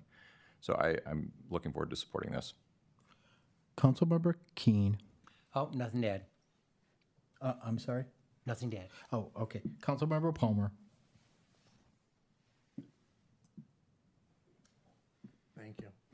I believe the last Harvard person we have a person going to be hired for next year already budgeted for. So that's one of my fears. The other thing that bothers me on this is that the tails, and when we do projects, we need to be asking about the tails, because if it's going to cost us more money down the long run, we should know about that when we approve it, and not have somebody come in for 2 years and tell us, well, maybe this is going to happen.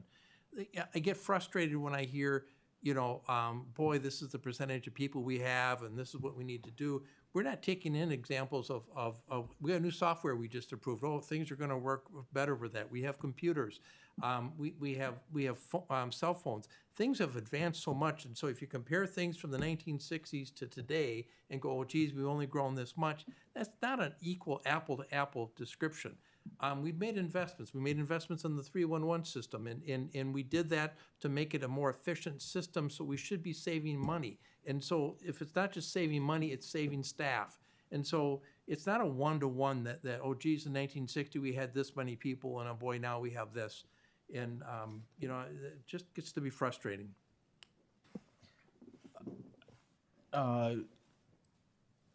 Seeing no other comments, there's a motion to approve submittal of the 2026 Bloomberg Harvard Fellow Host City Grant application. All in favor, say aye. Aye. Opposed, say nay. Nay. It sounds like a 5-2 vote. Is that correct? With Councilmember Fredericks and Palmer voting nay. Moving on to our ordinance first readings. Go ahead, Mr.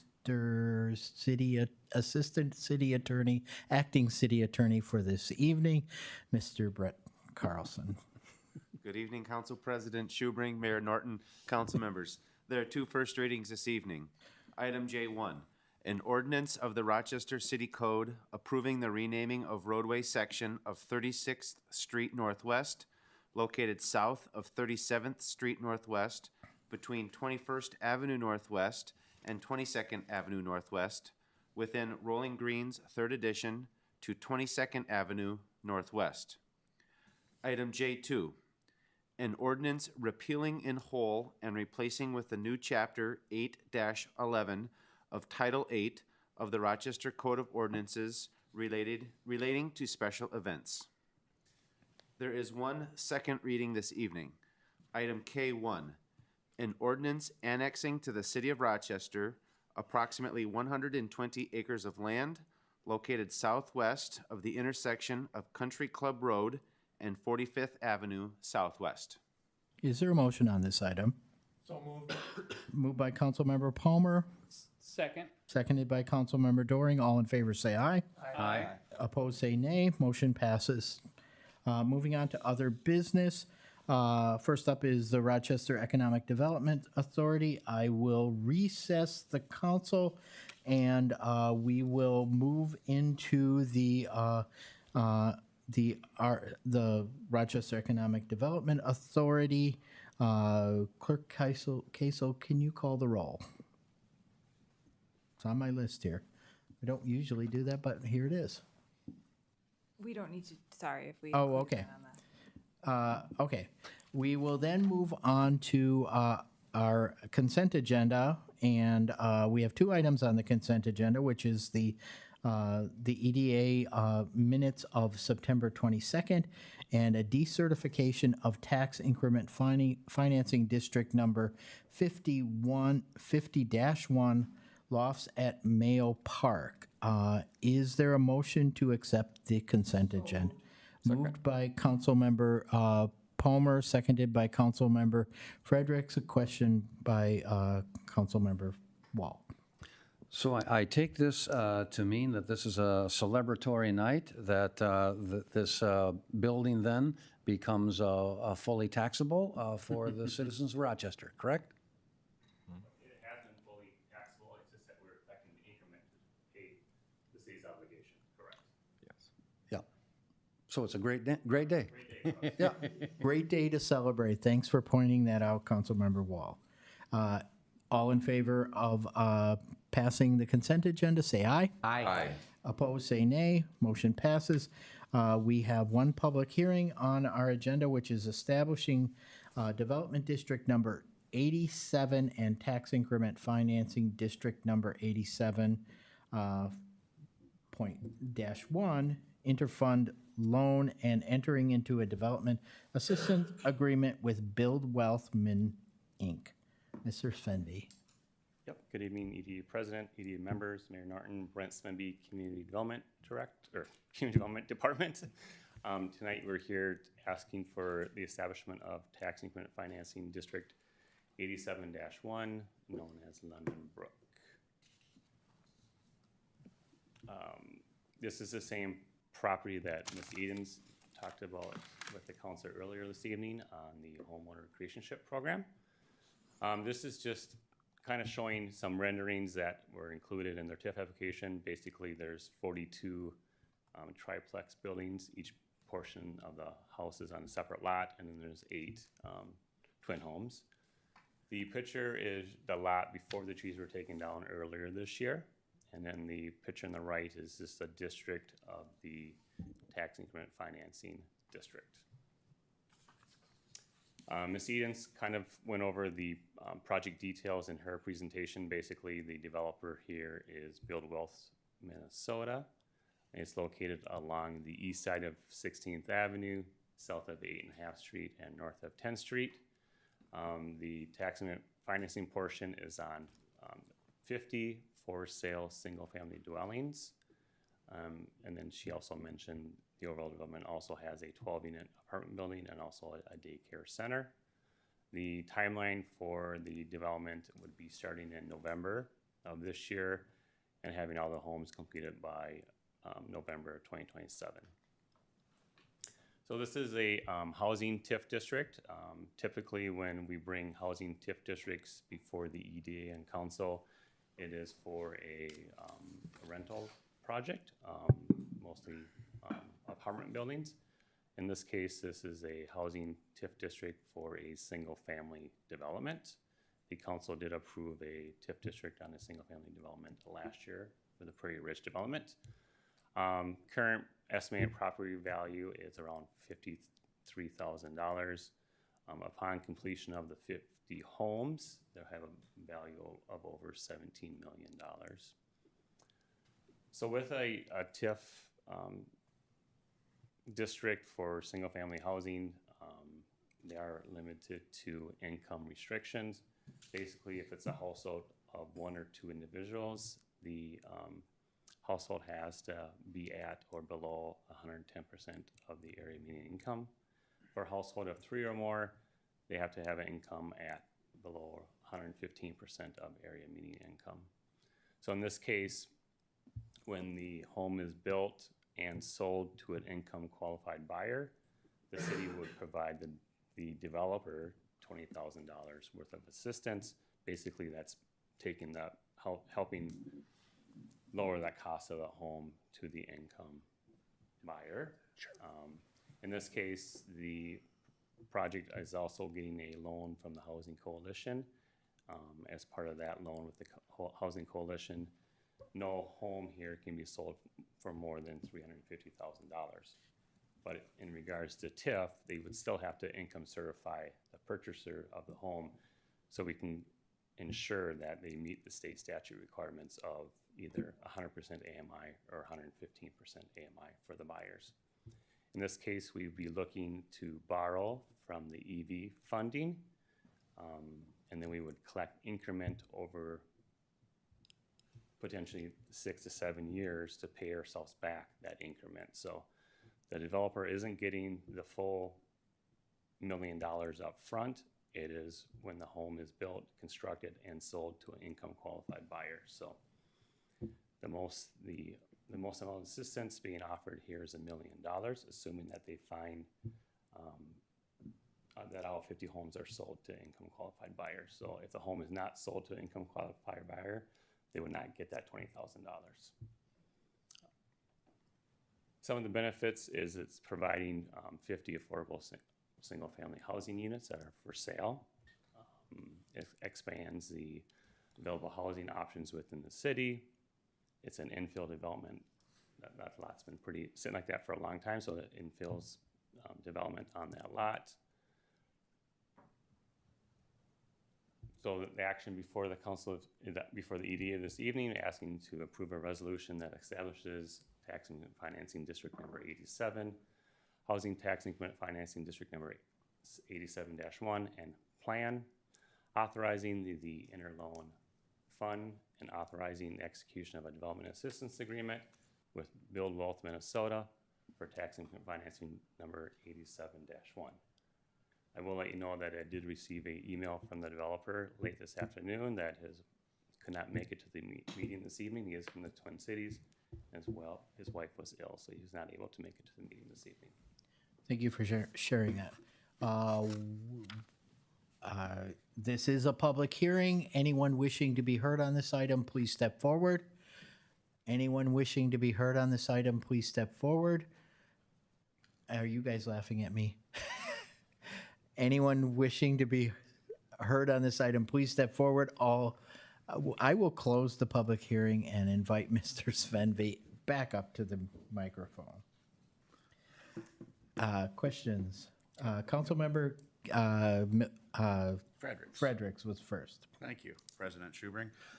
Just for the public record, what is currently the what is the number, 100% median income? I should have brought this with me, but I'll ask Ms. Edens if she has it off her memory, but. Your question was what's 100% of the area median income? What is the median income right now in the city limits of Rochester? I think for a family of two, I think it's $105,000, I believe. That sounds right. We typically are adjusting it based on household size. So if you're looking at the region, it's going to be lower than 102, but that sounds right for a household size of 2. So can confirm that. So basically what I'm hearing you say is to qualify for the incentives, the household income for a couple correct will be 105,000 or lower, or just two people living whatever together, that. I Yeah. guess. Well, if this is into next year, now they'll have different numbers for. Income. Obviously, it could be 107, whatever that is. They'll have to meet an income qualification. I was just curious. Yep. Councilmember Miller. So to try to simplify the two actions before us, the one we've already taken and this one, the two together would provide up to $40,000 per house built, right? $20,000 per. Yep. This one only applies if the buyer qualifies under the AMI requirements. Correct. The first one requires the house not be sold over $350,000. Right? So is the house price capped whether we adopt this or not? If they were to receive that first already approved. This is separate because this is tax and financing. This is based off of strictly off income. Totally understand. Yeah. So the first item that we already approved that Ms. Edens presented from the Economic Vitality Fund caps the price of the home. And it looks like Ms. Edens. It's not at 350, it's at 452 or something like that, I believe. Ms. Edens, go ahead. If I may, that's correct.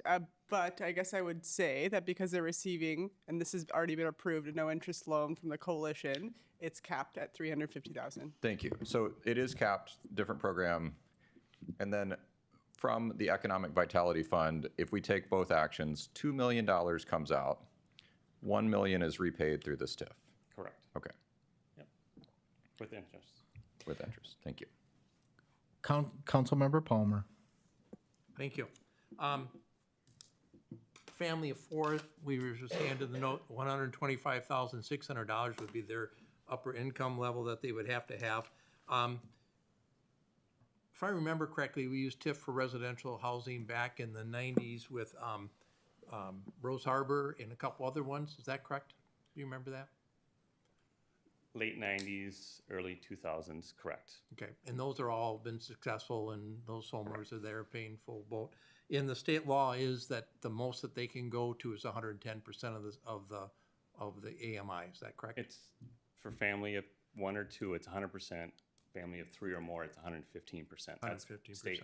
in state statute, correct. Okay, and Again, this project has a daycare that they're planning, which we're not financing, is that not Correct. correct? Yep.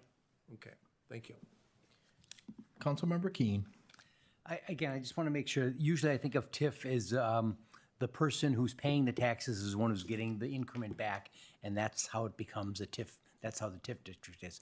This has a developer getting the benefit and a different person paying the taxes. So I want to make sure I understand that we have like the protections in place. The house is built and then the price is set. And which one, there's a buyer that we pay the $20,000? Or when is it that we pay the $20,000? We're paying the $20,000 to the developer to get that house down to affordable level. So is it for sale? At what point sale. in the process does does the city write a check? Once he provides the city with documentation that an income income purchaser has qualified to purchase that home and is buying the home. Okay, and that individual $20K then is coming from that exact address, or is it coming from the community? Well, we'll be able to collect the increment off the whole development. Well, off those 50 lots. So once we get to the point where we've repaid ourselves $1 million, assuming that all 50 homes are sold to qualified buyers, once we get to the point where we collected $1 million of increment plus interest, our obligations will be met and we can decertify the TIF district. My question was slightly different. Is it like, so the individual homes don't pay back the individual increment isn't coming from the individual homes, it's coming from the overall community? What's coming off of the 50 lots within the development? Let me try it again. Is it Correct, it is coming off each individual house. up to the exact dollar amount, or is it like if one thing gets paid off first, they just keep paying the increment until the whole million's paid, or do they stop? We'll collect increment on all 50 lots until we get to that $1 million of assistance that we're providing. So if one house is sold much later. Correct, yeah. So it isn't an individual, it's not 50 different. No, it's one TIF district. It's the district. Yeah, one TIF Okay. district collecting the increment on all 50 lots. So I just want to make sure that there's no like bad behavior here, that you could qualify to sell it at this point and we give you the money, but then they don't sell it at that point. There's a change in the plan. I mean, I'm just trying to protect the city from what is the controls, because in the normal TIF, it's like if you don't pay your taxes, you don't get an increment back. And this one sounds like it's not, we don't have that level of control. No, we do, because we're collecting the increment off all 50 houses within that development. So if some house is sit there for a couple years with no buyers, we're still collecting increment off all those units, paying ourselves back until we reach that $1 million mark, assuming that we sell. Well, this is the example I'm thinking of, or the bad situation, that if this thing stretched out to take 10 years to build 50 houses because there's some downturn or something, do we still, we haven't given out the $1 million because we don't give it until the house is coming up for sale. Correct. And then we collect until we get to the point of this is how much we've given out, and then we stop again. Correct. We are protected. We're not going to give out more and then not be able to collect it. Correct. Okay. All right, thank you. And we only have 25 years to collect that increment, but like I said, based on the home valuations, we should collect, if each house was, let's say each house was built all at one time, everyone moved in at the same time, we should collect the increment back within 6 to 7 years. And can you clarify when you say the increment, they'll pay their taxes, but does the taxes as county, city, and school district, does the city collect all three of those just till we get the increment? Correct. Yep, the county collects it for us and sends it over to our finance department. Collects all three groups? All three groups, correct. Yeah. Yep. And again, same thing with the timing of that. I want to make sure we don't end up making an agreement here that we end up having financial trouble with. But it is the amount of money that we have extended. When we collect that, we'll stop collecting until we give out more money. I see that your staff is, or the staff is agreeing. Ms. Woodward. I just want to clarify that the funding for each of the up to the 20,000 isn't being released until that home is sold. So the protection is like until there is a buyer and it's ready to be sold, that 20,000 is not released. All right, good. And so that we're making sure that they have been verified with their income and it is ready to go, and then that would be going So forward. that's the protection then. That is there also- that yes. it becomes a taxpayer. Correct. Okay. I'm sorry if I said it earlier. No, I'm sorry. maybe I got it wrong, but yeah, I had it wrong, that I was just worried that we're gonna get ahead of ourselves. All right, no, that makes me feel better. Thank you. Councilmember Wall. Maybe asking that question in a little bit different way. Buyer A gets a home in 2027 and pays $1,000 in taxes. It doesn't make any difference if it's going to pay us back or if the TIF project is done, it's still going to be the same amount of taxes. Yep. They're going to write the same check. Correct. Yeah. Councilmember Doring. I'd like to make a motion to adopt a resolution approving Economic Development District Number 87, Housing Tax Increment Financing District Number 87-1, and plan authorizing an interfund loan and authorizing execution of a development assistant agreement with Build Wealth Minnesota Incorporated for Tax Increment Financing District Number 87-1. Motion made by Councilmember Doring, seconded by Councilmember Fredericks. And Councilmember Doring, any more to add? Nope. Any further discussion? All in favor say aye. Aye. All opposed say nay. Motion passes. We will now motion to adjourn the EDA. So move. Moved by Councilmember Fredericks and seconded by Councilmember Wall. All in favor say aye. Aye. Opposed say nay. We are back into the city council meeting, and is there a motion to adopt the findings of the EDA meeting? So move. Moved by Councilmember Wall, seconded by Councilmember Fredericks. All in favor say aye. Aye. Opposed say nay. Motion passes. We have two more items under other business. The mayor would like to speak regarding public official compensation. I would. Thank you, Mr. Chair. I brought this issue up a couple times here in the process because it became clear as we were getting close to setting the levy that council member compensation was not part of the budget. And so in looking at the data and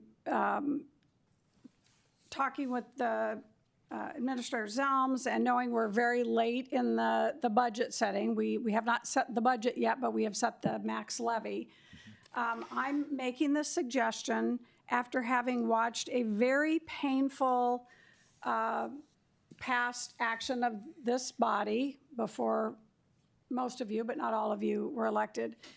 When it was determined that we had waited a very long time in adjusting council member salaries and they needed to be increased. And it was a large increase based on benchmarking against the average median income, percents of that for council members, the president, and the mayor. It was very painful for the board, but they did it. It was the right thing to do, and they did it. And so now here we are, after having made some adjustments in 2022 to do the benchmarking. We have not touched this topic again. And since that time, we have had cost of living increases, just as we rightly addressed for our employees every year with what I call COLA, but here we call a general wage increase, which is just kind of keeping up with the cost of inflation for our employees. And we have not done so for the elected officials. And the problem with that is, and I know, and I will just acknowledge right now, having served in 3 different bodies, it is a very painful thing to do to discuss one's own salary. But when you're an elected official, it is what you have to do. There is not another alternative. And I think we have been remiss in not putting a COLA in, and we are going to find ourselves or another council a year or 2 down the line, as we are now 4 years out of sync with the GWI or COLA without having done a COLA. We're already out of sync 4 years, and I'm not suggesting we make up those 4 years at all. But what I am saying is it's time to stop allowing this trend to continue. So knowing that the budget was already set and doing a lot of talking and thinking, my proposal would be a cost neutral, no impact to the budget for 2026, taking $19,000 out of the Mayor's Initiative Fund and applying that toward the GWI that the city has chosen to give all everyone in union contracts and, for other things, we use the GWI rather than a COLA. And just apply it to that for 2026. So no budget impact at all, won't affect the levy. It will just come out of my mayor's initiative and go toward those. It's $19,000 for the 8 elected officials. So it's a very de minimis amount of money that we're talking about here. But again, we're doing it after 4 years of having not done it. That's fine. But what I would like to also suggest in talking with Administrator Zelms is that we not continue to ignore this and that we look at using the GWI or a COLA amount, but I think the staff would prefer GWI, and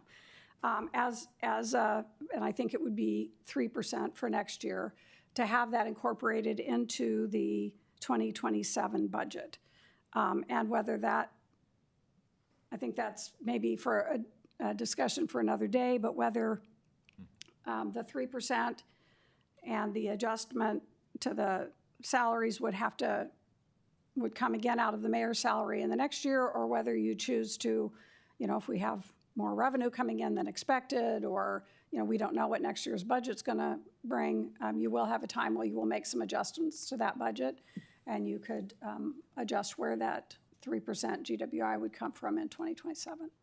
So that is my hope, that you will accept that, and that, we can move ahead and not ignore council member salaries. And again, I'm just going to acknowledge, I know it's difficult to discuss this. I know many of you are very uncomfortable, but it's what has to be done in public office in order to not find ourselves in that position where we have such a discrepancy that it needs to jump. And I will just say the school districts and counties deal with this as well. I believe the county did a 10% increase for their elected officials this year. I'm not proposing that, the making up for lost time thing. I'm just saying, let's do the GWI this year, take it out of my salary, and then adjust the 2027 budget. Not to take it out of your salary, but your budget. Not my salary. Out of my, what do we call it? The mayor's initiatives budget line item.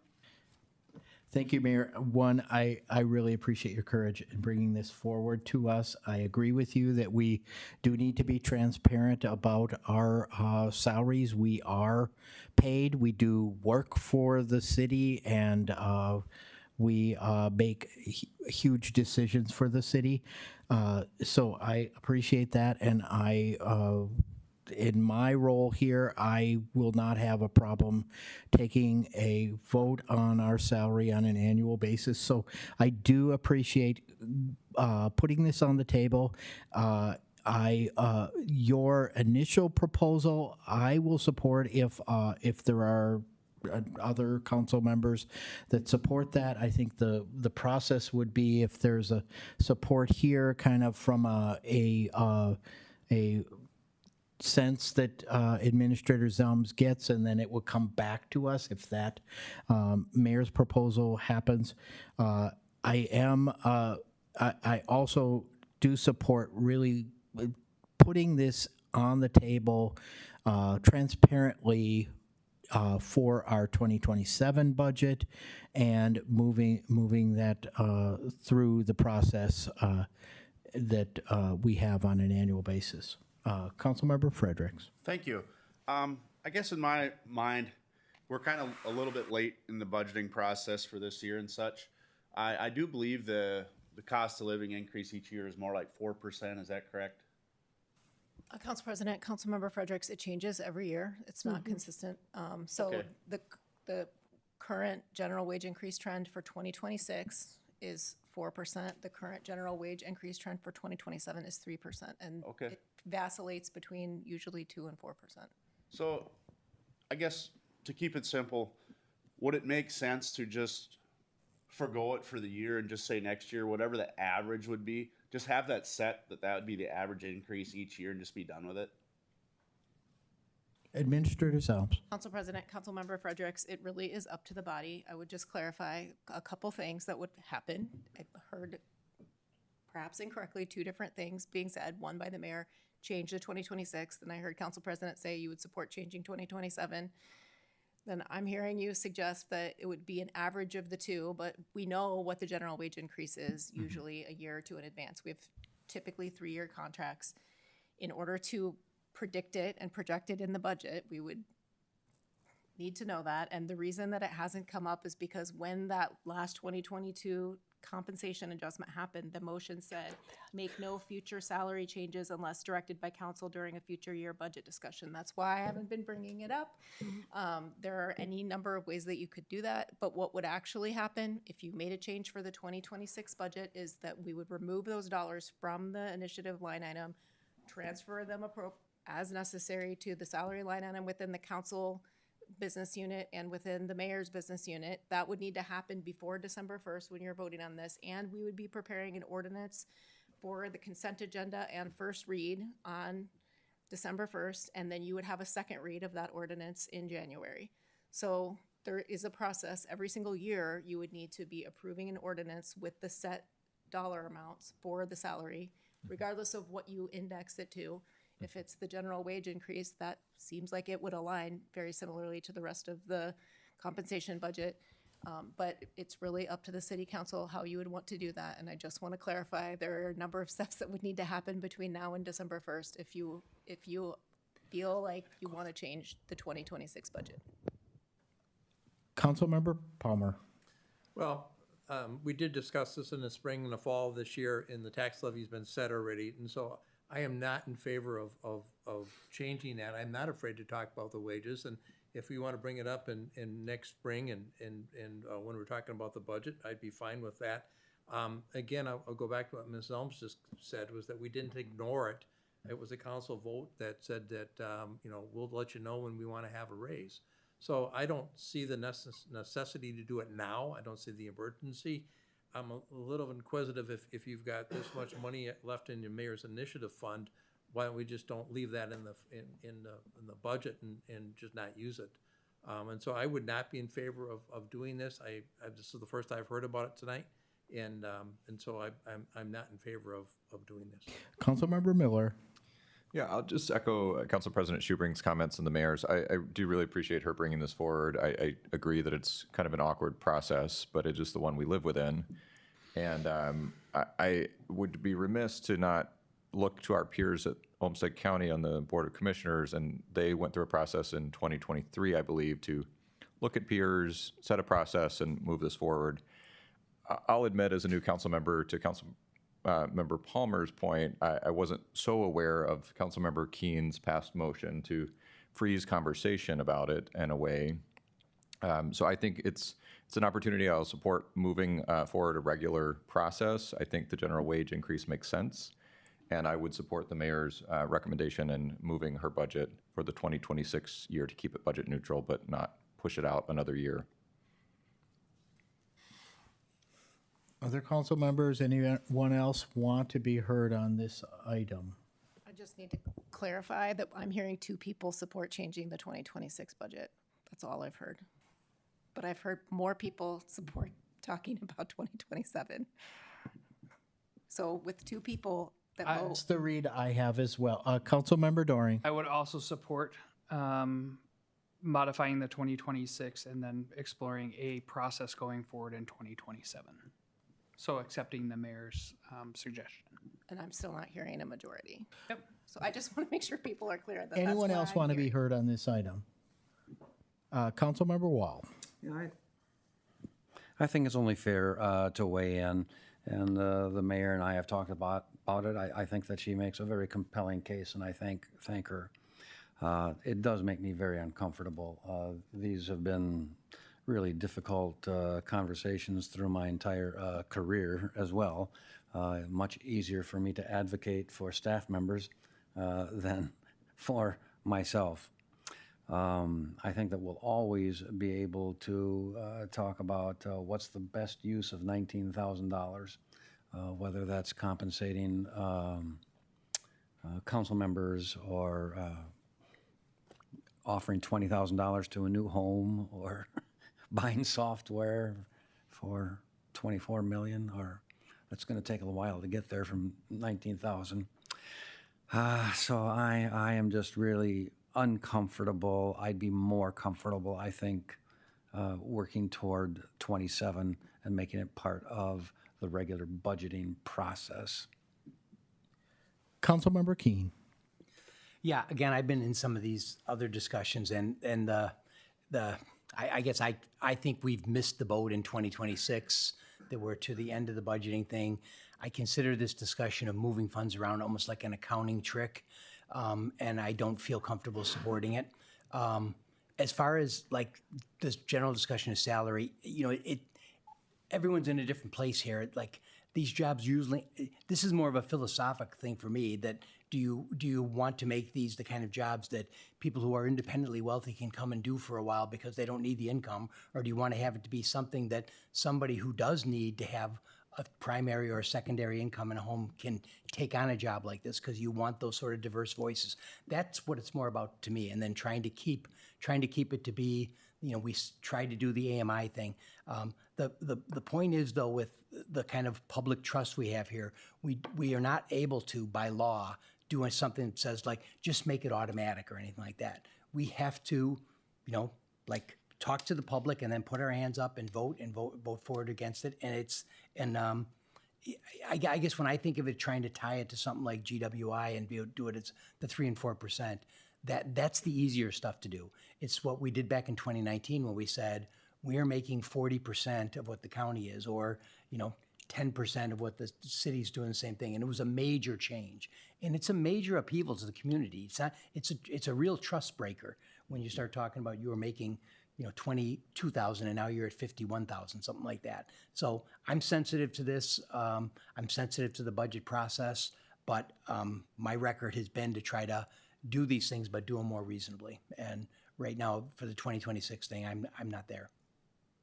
Okay, Mayor Norton. Yeah, just for the record, I really resent, I'm really having to tamp my emotions down now. Being accused of a financial trick was inappropriate language. What I was doing was offering up my budget, and as you can see, I've been applying for grants so that I can do the things that I think are important for this community every year. And so I offered up $19,000 from my budget in order to do the right thing. It was not an accounting trick, and I really do not appreciate that language, Councilmember Keen. Councilmember Keen. Yeah, again, I didn't direct this at the mayor or that at all. This is what I think of when we present the budget to the city and talk about, we used to talk about doing something like, we raised the salaries, but we didn't charge you anything. That to me sounds like an accounting trick. That's what I wanted to stay away from. I think we've covered this topic. I think Administrator Zelms understands the sentiment of the council, and so we will move on. Councilmember Miller. Thank you. Mine will be fairly quick. I believe all of us received an email from the League of Minnesota Cities advocacy lead, and there are opportunities with the National League of Cities to participate in federal advocacy committees through application. Applications are limited per committee to one application per member city, of which we are one. I would like to apply for the Transportation and Infrastructure Services Committee, which deals with federal advocacy on transportation funding, innovation, and we're just engaging with our federal partners and our transportation needs. Is Councilmember Palmer. I would support that. Yeah, I would be supportive of that. I guess just for historic sake, I participated in that committee for the League of Minnesota, for the National League of Cities back in, I think it's 21 and 22. Question for Administrator Zelms. Do we support Councilmember Miller's application, or I'm Council President, council members, I don't believe you need to take any formal action. I think he just wanted to make you aware in case somebody else was planning to apply for that same committee. You can only have one application per member, which means per city. So just to clarify, we can only have one council member serve on a committee or the transportation committee? Is On that the transportation Okay. committee, if there was another committee that someone was interested so? in. If other they could council members are interested in other committees, got it. Okay. I'll just add, the process is somewhat simple. It's through the National League of Cities website, and applications are open until December 2nd. Good luck. Councilmember Wall. And we're looking forward to you bringing home many dollars. Councilmember Fredericks. I applaud your willingness to continue to get involved, Coach Miller. Good job. All right. Is there a motion to adjourn? Second. Moved by Councilmember Palmer, seconded by Councilmember Miller. All in favor say aye. Aye. Opposed say nay. We are adjourned.